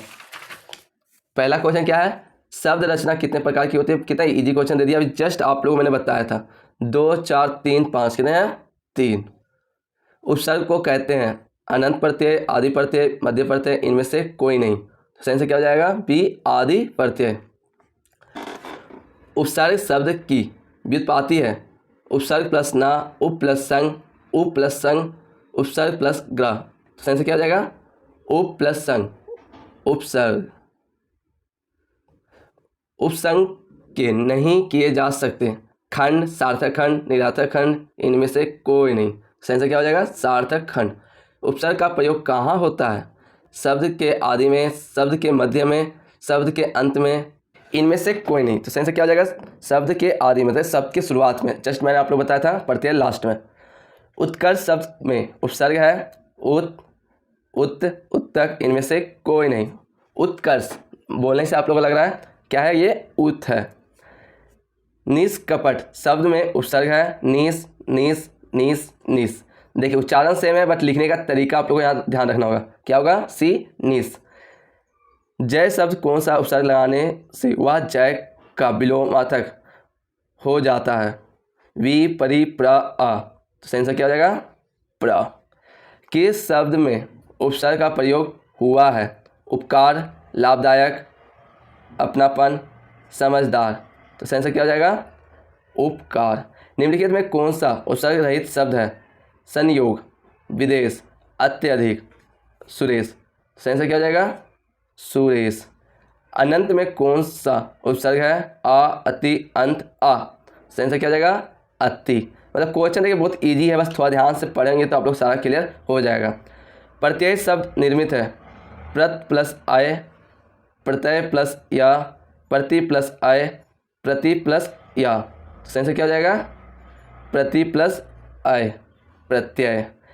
प्रत्यय लगाए जाते हैं शब्द के आदि में, होगा नहीं, उपसर्ग में लगाया जाता है। शब्द के मध्य में, ये भी नहीं होगा। शब्द के अंत में, इनमें से कोई नहीं। सही से क्या हो जाएगा, सी शब्द के अंत में। कृत प्रत्यय किन शब्दों के साथ जुड़ते हैं, संज्ञा, स्वनाम, विशेषण, क्रिया। सही से क्या हो जाएगा, क्रिया। निम्नलिखित में कौन सा पद एक प्रत्यय नहीं बना है, दैविक, सामाजिक, भौमिक, इनमें से कोई नहीं। सही से क्या हो जाएगा, इनमें से कोई नहीं। अनु शब्द को स्त्रीवाचक बनने के लिए किस प्रत्यय का प्रयोग किया जाता है, अंड, इस्यत, आ, ई। तो आ का। चलिए अब नेक्स्ट टॉपिक आते हैं, संधि। संधि किसे कहते हैं, दो पदों के संयोजित होने पर जब दो वर्ण पास पास आते हैं तब उनमें जो विकल्प सहित मेल होता है उसे संधि कहते हैं। जैसे देव प्लस इंद्र, देवेंद्र। संधि के कितने भेद होते हैं, 3 भेद होते हैं, स्वर संधि, व्यंजन संधि और विसर्ग संधि। स्वर संधि किसे कहते हैं, दो स्वर के पारस्परिक मेल से जो विकल्प पैदा होता है उसे स्वर संधि कहते हैं। जैसे भानु प्लस उदय, भानुदय, सदा प्लस एव, सदैव।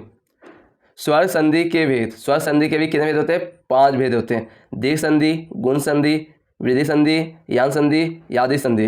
दीर्घ संधि यदि आ, ई, उ, और री के वे सारे हस्त व दीर्घ स्वर आए तो दोनों मिलाकर उसी क्रम में दीर्घ आ ई उ और री हो जाता है। समझ रहे हैं? तो आप लोग पांचों संधि का एक बार पढ़ लीजिएगा, जरूर से पढ़िएगा, ठीक है। चलिए नेक्स्ट क्या था, व्यंजन संधि। व्यंजन संधि व्यंजन अथवा स्वर के मेल से उत्पन्न विकल्प को व्यंजन संधि कहते हैं। जैसे दिक् प्लस अंबर दिगंबर। व्यंजन संधि के भी दो भेद होते हैं, घोष आता था आघोष। आप लोग इसे भी पढ़ लीजिएगा, एग्जाम्पल पढ़ेगा क्लियर हो जाएगा, ठीक है। विसर्ग संधि, विसर्ग मतलब जो दो को विसर्ग वाला बिंदु लगता है उसे कहते हैं। तो विसर्ग के साथ स्वर या व्यंजन के मेल से उत्पन्न विकल्प को विसर्ग संधि कहते हैं। चलिए अब हम लोग इसका MCQ क्वेश्चन करते हैं। थोड़ा ध्यान से समझिएगा MCQ क्वेश्चन यहाँ, क्योंकि बहुत ज़्यादा आप लोग का अंदर से डीपली ये पूछा हुआ है, ठीक है। आ के बाद ई आए तो ए, उ आए तो उ ओ, री आए तो आर हो जाता है। तो इसे कहते हैं वृद्धि संधि, गुण संधि, आयित संधि, दीर्घ संधि। इसे क्या बोलते हैं, गुण संधि। मेतक्या का संधि विच्छेद कीजिए। मत प्लस एक्या, मति प्लस एक्या, मत प्लस एक्या, मत प्लस एक्या। तो सही से क्या हो जाएगा, डी मत प्लस एक्या। आप लोग मैं जितना करा रहा हूँ आप लोग उतना करो, डेफिनेटली 15 मार्क्स में आप लोग स्कोर कर लोगे, डेफिनेटली कर लोगे। चलिए ई उ री ली के बाद आगे कोई स्वर आए तो ये क्रमशः या व र ल में बदल जाते हैं। इस परिवर्तन को कहते हैं गुण, यादि, वृद्धि, यान। सही से क्या हो जाएगा, फटाफट आप लोग भी कमेंट कर सकते हैं सबका। सही से हो जाएगा डी यान। बध्वागमन का संधि विच्छेद है बधु प्लस आगमन, बध्वा प्लस आगमन, बधु प्लस आगमन, बध्वा प्लस गमन। तो सही से हो जाएगा बधु प्लस आगमन। संधि विच्छेद आप लोग बहुत सारा मिल जाएगा प्रैक्टिस सेट में, आप लोग चेक कर लीजिएगा PDF को, ठीक है। उ ए ओ के बाद कोई भिन्न स्वर आए तो ए आए ओ और ओ हो जाता है। इस परिवर्तन को कहते हैं यादि, गुण, दीर्घ, वृद्धि। तो क्या कहते हैं, आप लोग डिफरेंस पढ़ेंगे तो पता चल गया, आदि। हिमालय शब्द का संधि विच्छेद है, एकदम विव्याय कर लीजिए, आना ही आना है। हिमा प्लस लय, हिमा प्लस आलय, हिमा प्लस आलय, हिम प्लस आलय। तो सही से क्या हो जाएगा, हिम प्लस आलय। वागीश्वर शब्द का संधि विच्छेद है वाक प्लस ईसा, वाक प्लस ईसा, वाक प्लस ईसा, वाक प्लस ईसा। तो सही से क्या हो जाएगा, वाक प्लस ईसा। चलिए वाक प्लस मय का संधि पद होगा वाग्मय, वाग्मय, वाणमय, वाकमय। कितना इजी क्वेश्चन दे दिया ये आप लोग का। क्या होगा, सी वाणमय। पद प्लस छेद विग्रह पद का संधि शब्द होगा पदछेद, पदछेद, पदछेद, पदछेद। तो सही से क्या होगा, पदछेद। संयोग शब्द का संधि विच्छेद है सम प्लस योग, सम प्लस योग, सन प्लस योग, सम प्लस योग। तो सम प्लस योग, ए नंबर राइट आंसर। धनुष्टाकार शब्द का संधि विच्छेद होगा धनुषा प्लस टकार, धनुषा प्लस टंकार, धनुष प्लस टंकार, धनुष प्लस टंकार। तो इसका हो जाएगा धनुष प्लस टंकार। यही शब्द की संधि है, यहाँ प्लस ही, यहाँ प्लस ही, यहाँ प्लस ही, यहाँ या प्लस ही। तो लगभग आप लोगों को देखने में सब सेम लग रहा है, बट सेम नहीं है, यहाँ प्लस ही। व्यंजन संधि का उदाहरण है आघात, परमौषध, दुरुपयोग, तपोवन। तो इसका आंसर हो जाएगा आघात।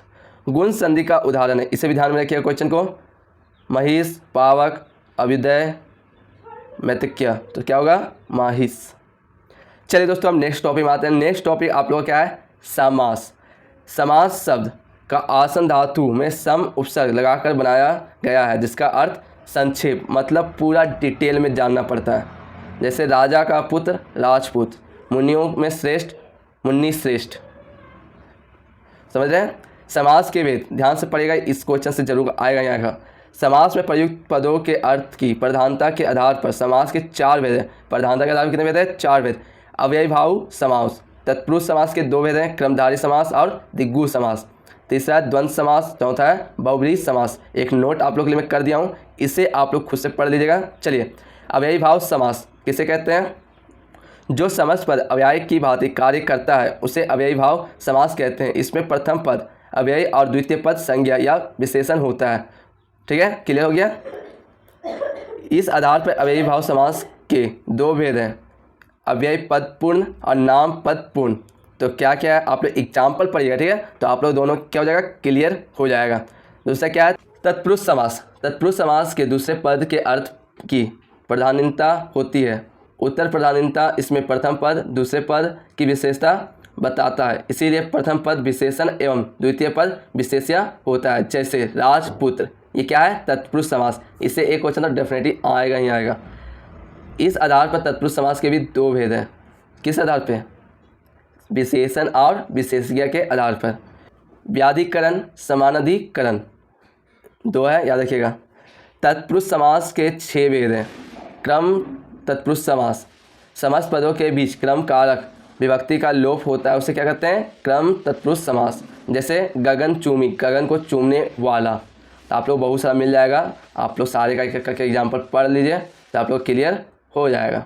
चलिए नेक्स्ट कौन सा समास है देख लेते हैं, द्वंद्व समास। द्वंद्व समास किसे कहते हैं, द्वंद्व समास में दोनों पक्षों के अर्थ की प्रधानता होती है। समस्त पद और या अथवा आदि योजक शब्दों के लोप से बनता है। इसके भी 3 भेद हैं, इतरोत्तर द्वंद्व, समाहार द्वंद्व, वैकल्पिक द्वंद्व। तो ये तीनों आप लोग अपने से पढ़ लीजिएगा, ऐसे इंपॉर्टेंट तो नहीं है बट पढ़ लेना चाहिए। चौथा क्या है, बहुब्रीहि समास। जब 2 या अधिक पदों का समास किसी अन्य पद के विशेषण के रूप में प्रयुक्त हो तो बहुब्रीहि समास होता है। एग्जाम्पल समझिए, पीताम्बर, पीता का अंबर, यहाँ क्या है, तत्पुरुष समास आया हुआ है। पीता है अंबर जिसका, ये क्या हो गया, बहुब्रीहि समास। बहुब्रीहि समास के 4 भेद हैं। 4 में जो पहला भेद है वो इंपॉर्टेंट है, समानाधिकरण बहुब्रीहि, व्यागिकरण बहुब्रीहि, तुल्य योग बहुब्रीहि, व्यातिहार बहुब्रीहि। तो इसे भी आप लोग पढ़ लीजिएगा। चलिए अब हम लोग इसका क्या देखेंगे, MCQ क्वेश्चन। सारा MCQ क्वेश्चन इंपॉर्टेंट है, ठीक है। चलिए देख लेते हैं। निम्नलिखित शब्दों में निज तत्पुरुष समास कौन सा है, रोग मुक्त, राजपुरुष, अभाव, पुत्रहित। सही से क्या हो जाएगा, अभाव। जिस समास के पूर्व एवं उत्तर दोनों ही पद समान रूप से प्रधान हो उसे कहते हैं तत्पुरुष समास, बहुब्रीहि समास, दिग्गु समास, द्वंद्व समास। सही से क्या हो जाएगा, D द्वंद्व समास। सदगति में समास होगा तत्पुरुष समास, क्रमधारय समास, अव्ययीभाव समास, दिग्गु समास। तो क्या होगा, क्रमधारय समास। शोखाकुल में समास है तत्पुरुष समास, क्रमधारय समास, बहुब्रीहि समास, अव्ययीभाव समास। तो क्या है, तत्पुरुष समास।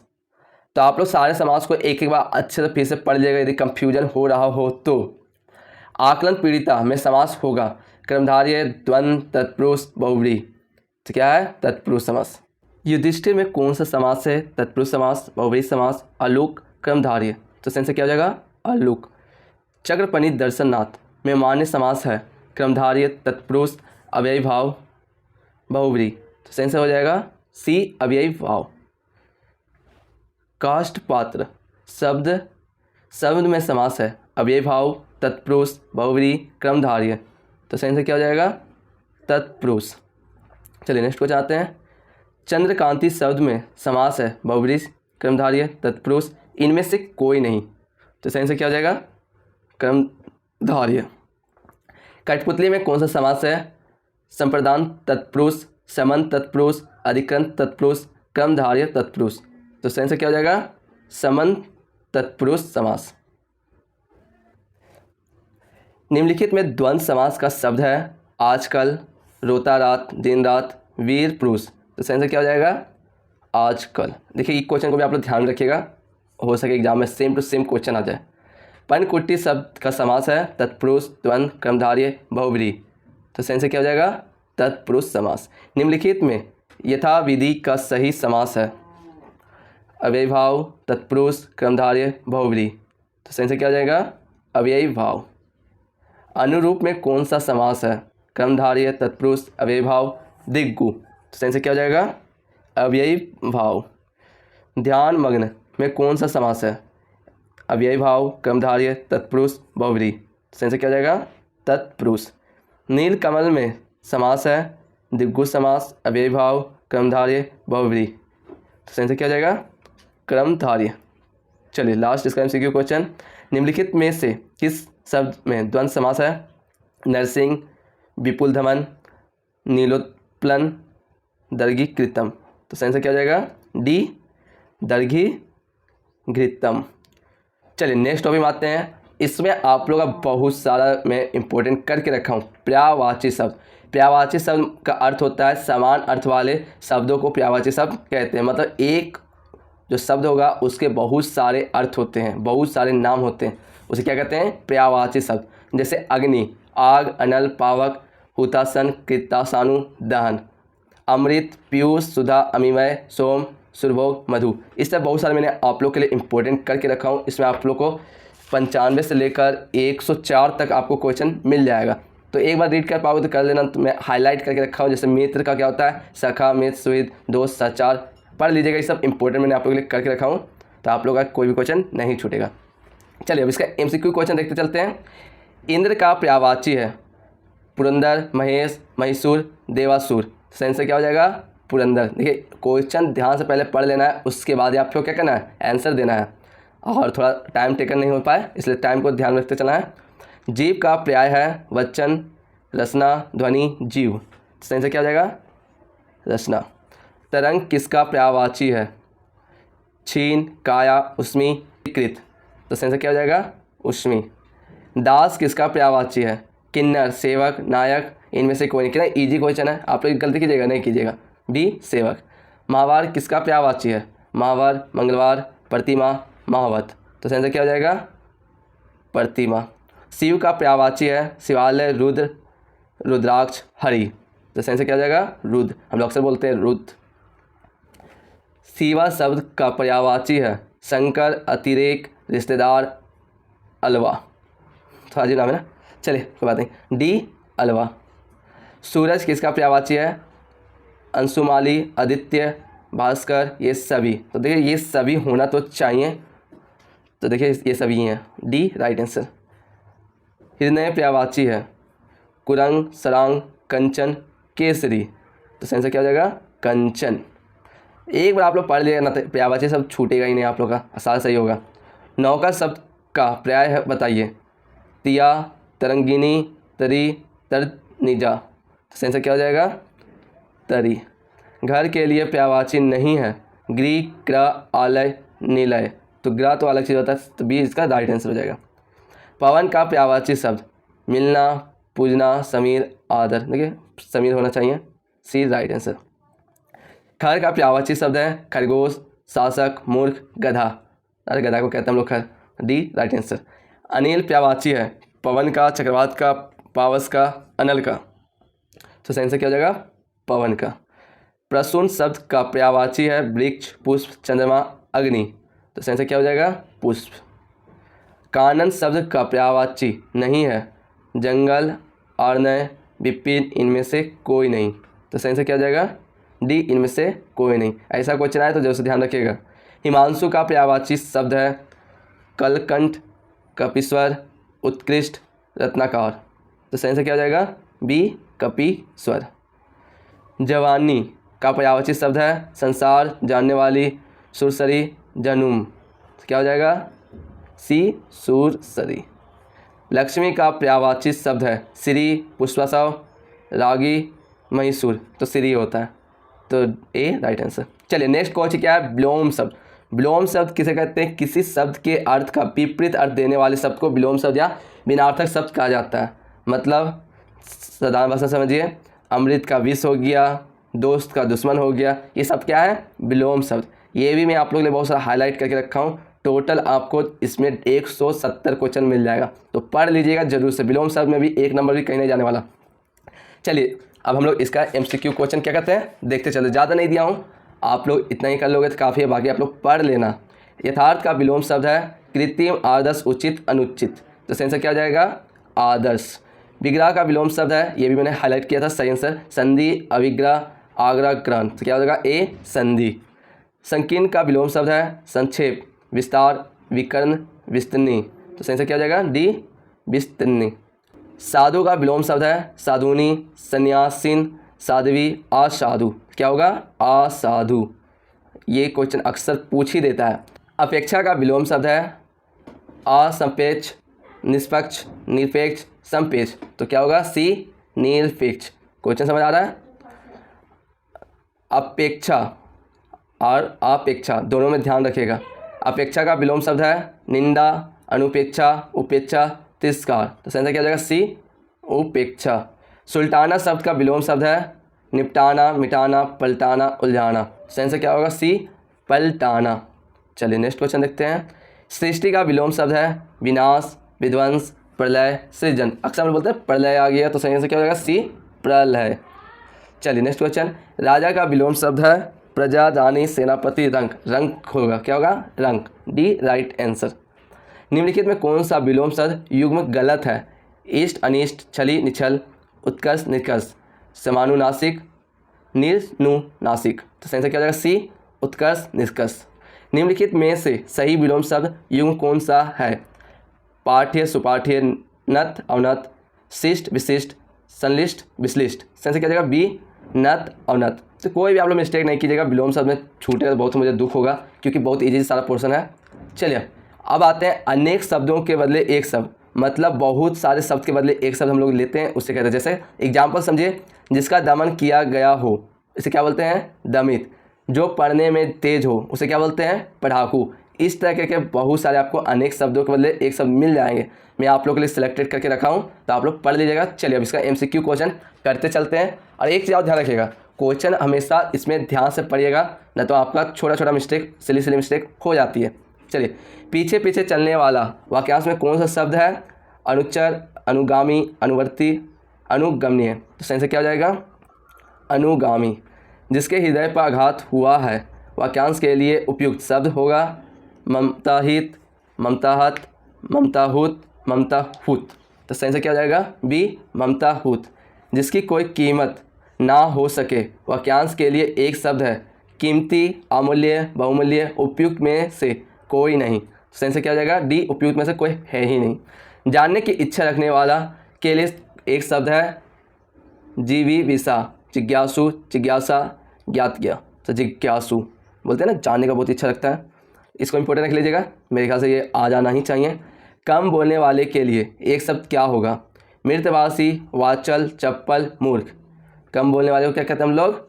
मृतभाषी बोलते हैं, स्पोकन है साधारण भाषा में। चलिए, जिसकी भुजाएं घुटने तक लंबी हो के लिए एक शब्द क्या होगा? अनजान बाहु, अनजान बाहु, समबाहु, अग्रबाहु, तो क्या होगा अनजान बाहु। आसान ना बनने वाला कृतज्ञ, कृतधन, विश्वाघाती, परोपजीवी, सही से क्या हो जाएगा कृत्यधन। जो देखने में प्रिय लगता हो समदर्शी, प्रियदर्शी, प्रियपात्र, दर्शन, प्रिय, सही से क्या हो जाएगा प्रियदर्शी। बचपन और जवानी काके के बीच की अवस्था क्या कहलाता है? नवयुवा, नवोडा, वायसंधि, वायसकता। देखो वायसकता तो बड़ा होता है, तो बचपन एवं जवानी दोनों के बीच का अंतर पूछा, तो क्या होगा वायसंधि। चलिए नेक्स्ट क्वेश्चन। वीरपुत्र को जन्म देने वाली स्त्री के लिए एक शब्द है वंशुधरा, माता, जननी, वीर पुरुष, तो इसे क्या बोलते हैं हम लोग? बोलते हैं ना वीर पुरुष को जन्म दिया, तो क्या होगा डी राइट आंसर।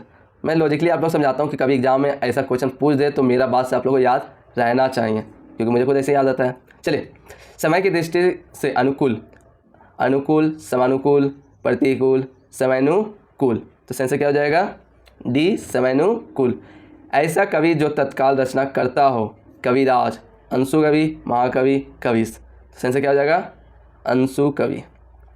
पुरुष एवं स्त्री का जोड़ा पति पत्नी, युग्म, युगल, दंतपति, अक्सर ही क्वेश्चन आ जाता है क्या है दंतपति, क्योंकि अक्सर बहुत सारे एग्जाम आप लोग लिखिएगा हिंदी पेपर में भी, तो आप लोग ये सब क्वेश्चन आते ही रहेंगे, तो आपके इन फ्यूचर भी बहुत सारे काम देंगे।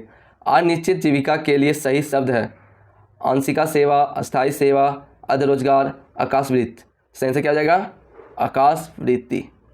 मोक्ष की इच्छा रखने वाला वाक्यांश के लिए उपयुक्त शब्द है योगी, युक्तकामी, मुमुक्ष, तपस्वी, सही से क्या हो जाएगा मुमुक्ष।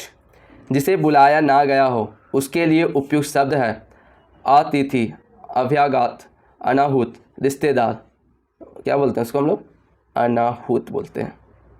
जिसके पास कुछ ना हो उसके लिए उपयुक्त शब्द है अभावग्रस्त, अकिचन, दीनहीन, महादीन। तो सही से क्या हो जाएगा, अकिचन। जिसकी आशा ना की हो वाक्यांश के लिए एक शब्द है उम्मीद थी, आशा नहीं थी, अग्र सोची, अप्रत्याशित। तो क्या होगा, डी, अप्रत्याशित। युद्ध की इच्छा रखने वालों के लिए एक शब्द है योद्धा, युद्धरथ, युद्धवीर, युत्सु। क्या होता है इसके लिए, युत्सु। तैरने या पार होने की इच्छा के लिए एक शब्द है तैराक, तितिसु, तारक, तारनक। क्या बोलते हैं इसको, तितिसु बोलते हैं। ठीक है, चलिए अब नेक्स्ट टॉपिक क्या है, श्रुति सम विनार्थक शब्द। ऐसे शब्द जिनका उच्चारण प्रायः समान होता है परंतु अर्थ अलग अलग होते हैं श्रुति विनार्थक शब्द कहलाते हैं। मतलब समझ रहे हैं, बोलने का जो उच्चारण है सेम होगा बट उसका मतलब अलग निकलेगा। आप लोग ऐसे ऐसे वर्ड पढ़ लीजिएगा, बहुत सारा आपको मैं दे रखा हूँ। जैसे हरी और हरी लिखने का तरीका क्या है, अलग है। एक हरी मतलब होता है विष्णु, एक हरी मतलब होता है हरे रंग का। तो ये चीज़ आप लोगों को याद ध्यान देना है। मैं आप लोगों को थोड़ा सा MCQ कराता हूँ तो आप लोग क्लियर हो जाएगा। ठीक है, चलिए देख लेते हैं। निम्नलिखित शब्दों में कौन सा शुद्ध है, विदुषी, विदुषी, विदुषी, विदुषी। तो सही से क्या हो जाएगा, ए, विदुषी। किस शब्द की वर्तनी शुद्ध है, वर्तनी, अधीन, व्यवहारिक, मिठास, अत्यधिक। तो सही से क्या हो जाएगा, अत्यधिक। निम्नलिखित शब्दों में से कौन सा शुद्ध है, कवित्री, कवित्री, कवित्री, कवित्री। तो सही से क्या हो जाएगा, बी, कवित्री। लिखने का तरीका ध्यान देना है आप लोग को, इसलिए मैं क्या कर रहा हूँ, हाईलाइट कर रहा हूँ कि आप लोग का क्वेश्चन कोई भी ना छूटे। निम्नलिखित में शुद्ध शब्द है कुमुदनी, कुमुदिनी, कुमुदनी, कुमुदिनी। सही से क्या हो जाएगा, कुमुदिनी। नीचे एक ही शब्द की वर्तनी 4 तरह से लिखी गई है, सही का चयन कीजिए। अनुग्रही, अनुग्रहित, अनुगृहित, अनुगृहित। तो सही से क्या हो जाएगा, सी, अनुगृहित। नी में से अशुद्ध वर्तनी वाला शब्द है उद्घोष, एकता, तत्कालिक, उपयुक्त। सही से क्या हो जाएगा, डी, उपयुक्त। ये सभी हैं। नीम में से शुद्ध वर्तनी वाला शब्द है कवित्री, कवित्री, कवित्री। Just question same to same आ गया, तो सही से आपको पता ही होगा, ए, कवित्री। निम्नलिखित में से शुद्ध वर्तनी वाला शब्द है हिरण्यकश्यपु, हिरण्यशिपु, हिरण्यकश्यप, हिरण्यकश्यप। तो सही से क्या हो जाएगा, हिरण्यकशिपु। निम्नलिखित में से शुद्ध वर्तनी वाला शब्द है कैलाश, कैलाश, कैलाश, कैलाश। लिखने का तरीका देख रहे हैं, कैलाश। निम्नलिखित में से शुद्ध वर्तनी वाला शब्द है सिंगार, सिंगार, सिंगार, सिंगार। अक्सर हम लोग सिंगार सेट देखते हैं, तो सी क्या है, राइट आंसर। देखिए अभी 11 से 16 जो होगा 4 वाक्य में दिए गए हैं, जिसमें से आपको सही वाक्य क्या करना है, चुनना है। तो चलिए मैं आप लोग पढ़ता हूँ, आप लोग ध्यान से सुनते जाइए और अपने हिसाब से करेक्ट करते जाइएगा।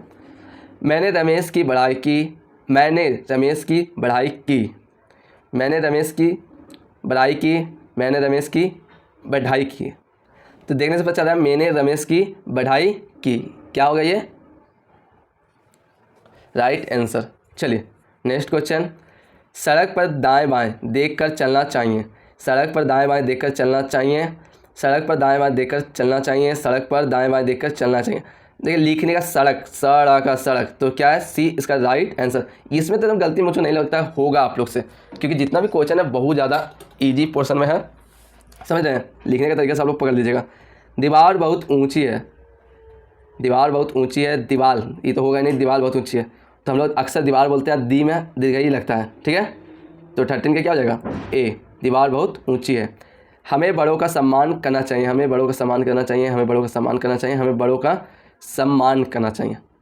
समझ रहे हैं, लिखने का तरीका से हमें बड़ों का सम्मान करना चाहिए। देखिए सम्मान में समय अंतर था, इसमें सा आधा माँ में आ ना, सम्मान। समझ रहे हैं, बस सेंटेंस का आपको वर्ड देखना है, तो आप लोग का मिस्टेक होने का कोई भी चांस नहीं है, कोई सिली मिस्टेक होगा ही नहीं।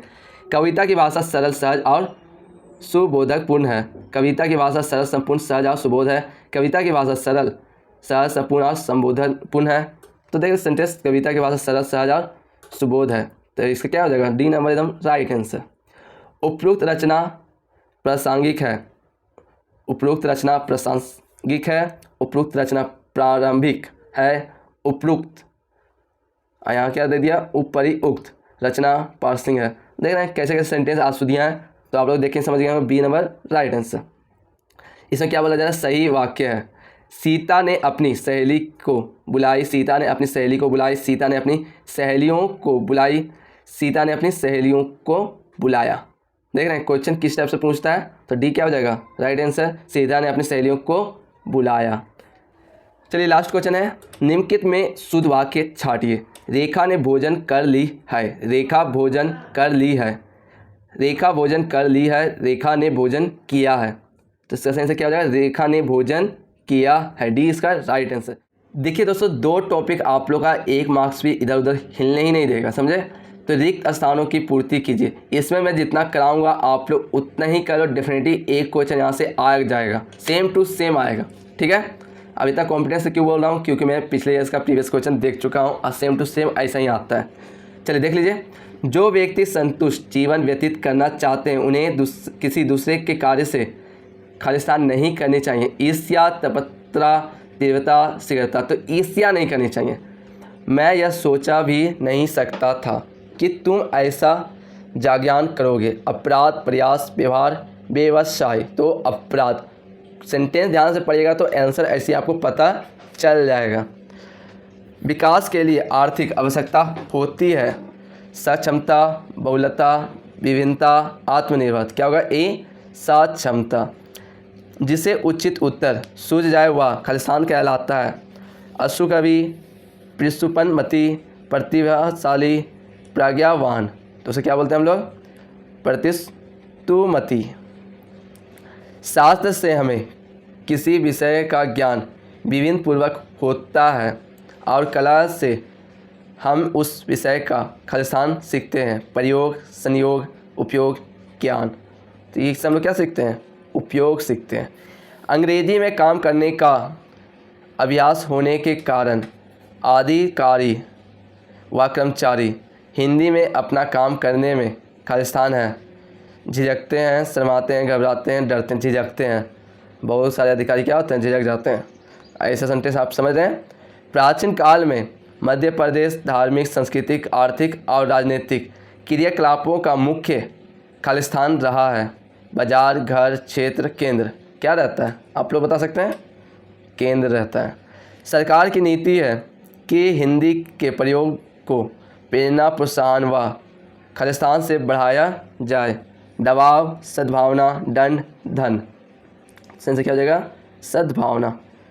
सच्चरित्र, व्यक्तियों की आत्मकथा अन्य व्यक्तियों के लिए खालिस्तान का स्रोत बन जाती है।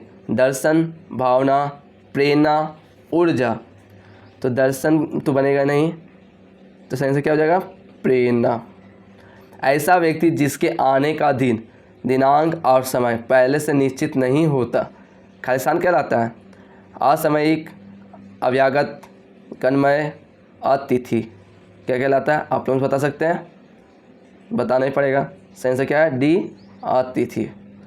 स्वतंत्रता के उपरांत हमने ज्ञान और विज्ञान के लिए प्रगति की है। पक्ष, स्रोत, क्षेत्र, रूप, क्या किए हम लोग, सही से क्या हो जाएगा, क्षेत्र में। वह पूर्वक सबसे सामने झुक गया। संग्रह, निग्रह, विनय, सदैव, तो सही से क्या हो जाएगा, विनय से झुक गया था, आदर करते हुए। मुझे इस कार्यक्रम का नहीं पहुंचा खबर, निमंत्रण, पत्र व्यवहार, जानकारी, तो हम लोग बोलते हैं ना अक्सर नहीं पहुंचा, क्या, निमंत्रण नहीं पहुंचा। सांप्रदायिकता, राष्ट्रीय एकता के लिए खालिस्तान है। वरदान, अभिशाप, परिताप, प्रस्ताप, सही से क्या हो जाएगा, अभिशाप। हैजा एक खालिस्तान रोग है। अभिक्रमक, संक्रमक, अतिक्रमक, आक्रमक, सही से क्या हो जाएगा, ए अभिक्रमक। अथक परिश्रम और सत चरम सीमा प्राप्त कर सकता है। अभ्यासाय, व्यवसाय, मनोमन, व्यवहार से, सद्भाव से, सही से क्या हो जाएगा, बी व्यवसाय से। चलिए मदर टेरेसा संसार भर में फैला हुआ है प्रेम, सचार, यश, प्रभाव। यश फैला हुआ है, उनका जितना दया है वो फैला हुआ है। भगवान बड़े दयालु हैं, सबकी सुनते हैं, वे, वह, ये, आप। तो वे सबकी सुनते हैं, ये सेंटेंस क्या है? सही है। तो सेंस क्या जाएगा? ए। महात्मा बुद्ध करुणा के साक्षात खालिस्तान थे।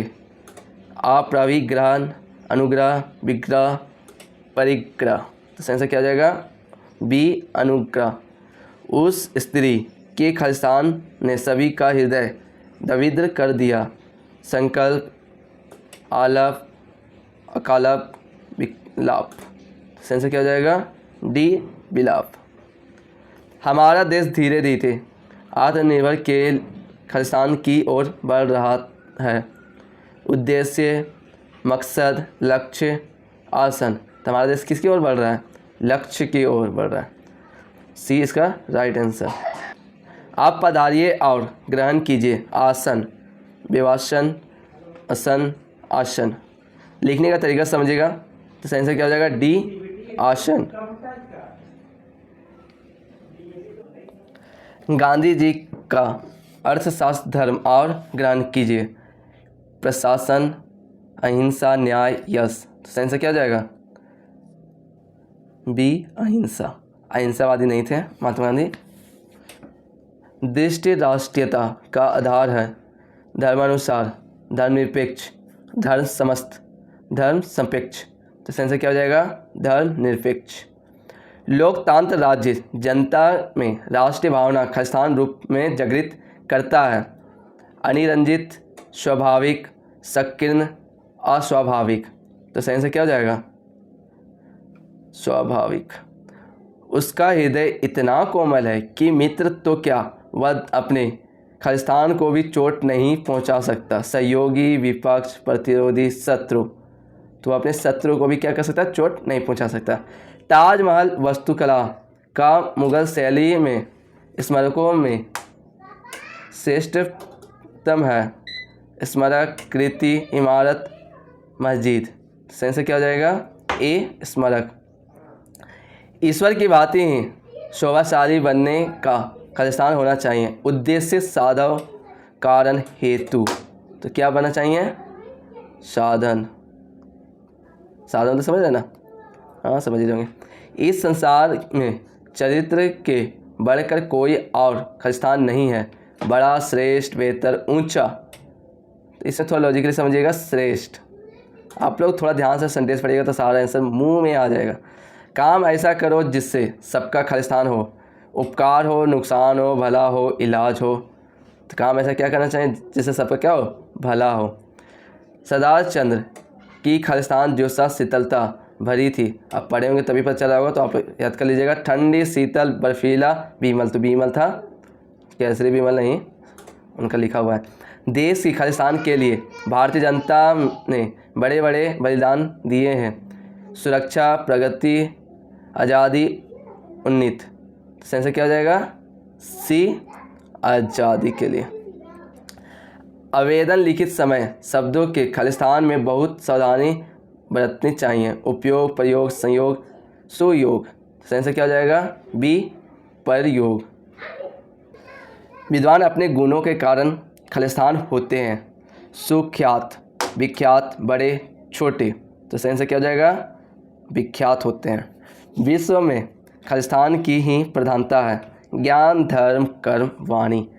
तो कर्म कहीं क्या है? प्रधानता है। महात्मा बुद्ध ने लोगों को अहिंसा का खालिस्तान दिया। पाठ, संदेश, शिक्षा, उपदेश। आप लोग तो एकदम इजी क्वेश्चन आ गया। उपदेश दिया। तो आप लोग सारे को एक बार अच्छे से सेंटेंस को पढ़ लीजिए। एक क्वेश्चन यहाँ से कहीं नहीं जाने वाला। लास्ट पोर्शन आप लोग का रहेगा गद्यांश, जो आप लोग खुद से कर लीजिएगा। एक में आप लोग शाम में वीडियो प्रोवाइड कर दूंगा, साथ में PDF भी, तो जिसमें आपको गद्यांश का पूरा A to Z सेट मिल जाएगा। तो आप लोग खुद से पढ़ लीजिएगा तो सारा गद्यांश आपका क्लियर हो जाएगा। मुहावरे में हम लोग देखेंगे अभी और लोककृतियाँ। मुहावरे किसे कहते हैं पहले ध्यान से समझिएगा। जब किसी शब्द, समूह या पदबंध का साधन अर्थ नहीं लिया जाता है बल्कि उससे मिलते जुलते विशेष अर्थ लिया जाता है, तब उसे मुहावरा कहते हैं। जैसे घी के दिए जलना, खुशियाँ मनाना। तो ये सब क्या है? मुहावरे। और लोककृतियाँ, ये आप लोग दिए हुए रहेंगे कुछ मुहावरे और कुछ लोककृतियाँ। तो खून खोलना, क्रोध करना, क्रोध आना, ये सब मुहावरे हैं। आप लोग बहुत सारे मिल जाएंगे, आप लोग पढ़ लीजिएगा ज़रूर से, ठीक है। चलिए हम इसका सारा MCQ क्वेश्चन करते हैं कि सारा क्वेश्चन आप लोग का क्रिया उलट पुलट ना हो पाए, आप लोग के साथ भी कोई दिक्कत ना हो पाए। तो चलिए पहला मुहावरा क्या है? उलट फेर होना का अर्थ है करवट लेना, हिंसा करना, हिम्मत होना, परिवर्तन होना। सेंस क्या है? परिवर्तन होना। पेट में दाढ़ी हेना का अर्थ है दूध प्राणी, रोगग्रस्त होना, पेट तक लंबी दाढ़ी होना, देखने में सीधा किंतु चालाक होना। तो सेंस क्या हो जाएगा? देखने में सीधा किंतु चालाक होना। पापड़ बेलना का अर्थ है पापड़ बनाना, हो गए नहीं, मुसीबत उठाना, खाना बनाना, पतली रोटी बनाना। ई भी नहीं हुआ तो क्या होगा सेंसर? बी, मुसीबत उठाना। बोलते हैं ना पापड़ बेलना पड़ रहा है। कान का कच्चा होना का अर्थ है कम सुनना, सुनी बातों पर विश्वास करना, दूसरों की बात मानना, कान का कमज़ोर होना। तो सही से क्या हो जाएगा? बी, सुनी बातों पर विश्वास करना। कहते हैं दूसरी बातों सुन लेते हैं उससे विश्वास हो गया। 19-20 होना का अर्थ है बहुत कम अंतर होना, बहुत अंतर होना, हिसाब जोड़ना, भाग जाना। सही से क्या हो जाएगा? बहुत कम अंतर होना। पानी ना मांगना का अर्थ है मर्यादा की रक्षा करना, तत्काल मर जाना, अभाव कार्य करना, इज्जत ना खोना। समझ रहे हैं? तो सेंस क्या हो जाएगा? तत्काल में मर जाना, पानी ना मांगना, जो मरने वाले व्यक्ति बोलते हैं ना पानी देना चाहिए। कलेजा होना का अर्थ है द्रविड़ होना, विवंश होना, विकल्प होना, हिम्मत होना। तो सेंस हो जाएगा डी, हिम्मत होना। तो इसको मिस्टेक नहीं कीजिएगा। जो मैं हाईलाइट किया हूँ उसे आप लोग जरूर से ध्यान में रखना। दांत तले उंगली दबाने का अर्थ है बहुत पछताना, चुप रह जाना, हैरान होना, दर्द महसूस करना। सेंस क्या हो जाएगा? हैरान होना। आंखें पर चाबी छाना का अर्थ है धोखा खाना, कुछ समझ ना आना, अभिमान करना, क्या है? नीलज होना। तो सेंस क्या हो जाएगा? अभिमान करना। चलिए, कुमुंडक होना का अर्थ है घर में ही रहना, कुएं में गिरना, अत्यंत सीमित ज्ञान होना, मूर्ख होना। तो सेंस क्या हो जाएगा? अत्यंत सीमित ज्ञान होना। गुड़ गोबर करना का अर्थ है अच्छी चीज़ को बुरा कहना, बनाया काम बिगाड़ना, अच्छा और बुरा मिलना, इनमें से कोई नहीं। तो सेंस क्या हो जाएगा? बी, बना काम को बिगाड़ना। अक्सर हम लोग बोलते हैं ना काम, बना हुआ काम सब बिगाड़ दिया, गुड़ गोबर कर दिया। ना 3 में ना 13 में का अर्थ होगा बहुत उपयोगी होना, नष्ट कर देना, बुद्धिहीन होना, किसी काम का ना होना। तो सेंस क्या हो जाएगा? डी, किसी काम का ना होना। कान काटना मुहावरे का अर्थ है कट खाना होना, चतुर होना, मूर्ख होना, विनम्र होना। तो सेंस क्या हो जाएगा? बी, चतुर होना। तलवार की धार पर चलना का अर्थ है नुकीला होना, पराजित कर देना, ईर्ष्या करना, कठिन कार्य करना। तो सेंस क्या है? डी, कठिन कार्य करना। चिकना गड़ा होना का क्या तात्पर्य है? चिकनी होना, समृद्ध होना, निर्जल होना, भयभीत होना। सेंस क्या हो जाएगा? सी, निर्जत होना। आंखें चुराने का अर्थ है कतराना, धोखा देना, ठगना, चाल चलना। बोलते हैं ना अक्सर आंखें चुरा रहा है, कतरा रहा है बोलने में। माथा ढकना का अर्थ है उदास होना, नुकसान होना, सिर दर्द होना, शक हो जाना। तो सही आंसर क्या हो जाएगा? शक हो जाना। आसमान से बातें करने का अर्थ है पागल हो जाना, तेज़ दौड़ना, बहुत ऊंचा, बहुत परिश्रम करना। तो सही आंसर क्या हो जाएगा? बहुत ऊंचा। चलिए नेक्स्ट क्वेश्चन आते हैं। काठ की हांडी बार बार नहीं चढ़ती का अर्थ है बुरे दिन हमेशा नहीं रहते, लकड़ी बर्तन अग्नि से जल सकता, छल कपट का व्यवहार हमेशा नहीं चलता, दुर्भाग्य की मार बार बार नहीं होती। तो सही से क्या हो जाएगा? छल कपट का व्यवहार हमेशा नहीं चलता। टूट चाप नहीं चूर रिसेन का अर्थ है टूटा धनुष क्रोध करने से नहीं जुड़ता, चिंता छोड़ो सुख की ओर जाओ, नुकसान के लिए परेशान नहीं होना चाहिए, नुकसान हो जाने पर क्रोध करना व्यर्थ है। तो सही से क्या हो जाएगा? डी, नुकसान हो जाने पर क्रोध करना क्या है? व्यर्थ है।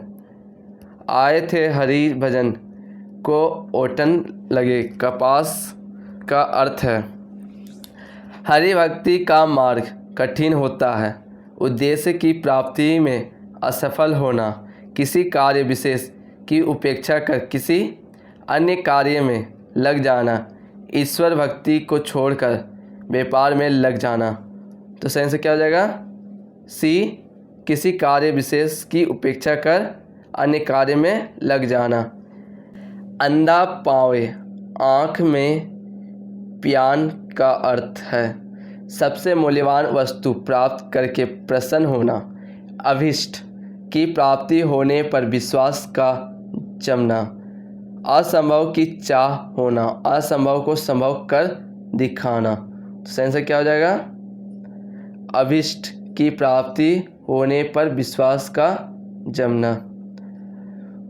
उद्योग का लेना या माधव को देने का अर्थ है अपने काम से काम, भक्तिभाव से दूर रहना, हिसाब साफ रखना, सबसे अलग रहना। तो सही से क्या हो जाएगा? अपने काम से काम। उपाय वही सफल और श्रेष्ठ है जिसका लोहा विरोधी को भी मानना पड़ने के लिए सही लौकिक है। आधार तीतर आधा बेटर, चमत्कार को नमस्कार, जादू वही जो सिर चढ़कर बोले, इनमें से कोई नहीं। तो सही से क्या है? सी, जादू वही जो सिर चढ़कर बोले। तो दोस्तों आप लोग गद्यांश पढ़ लीजिएगा, पीडीएफ में आपको मिल जाएगा, दिक्कत नहीं लेना है, सारा एक बार आप लोग रीड कर लीजिएगा। और कुछ भी टॉपिक में आपको डाउट है तो आप लोग मुझे कमेंट कर सकते हैं, आप लोग का कमेंट बाद सारा प्रोवाइड मैं करा ही देता हूँ। चलिए अब मिलते हैं नेक्स्ट वीडियो में न्यू टॉपिक के साथ। और वीडियो आप लोग के लिए हेल्पफुल हो तो इस वीडियो को जरूर से एक लाइक कीजिएगा, अपने दोस्तों तक शेयर कर दीजिएगा कि वो भी एक मार्क्स भी कहीं मिक्स ना करें। चलिए मिलते हैं नेक्स्ट वीडियो में, तब तक के लिए ऑल द बेस्ट।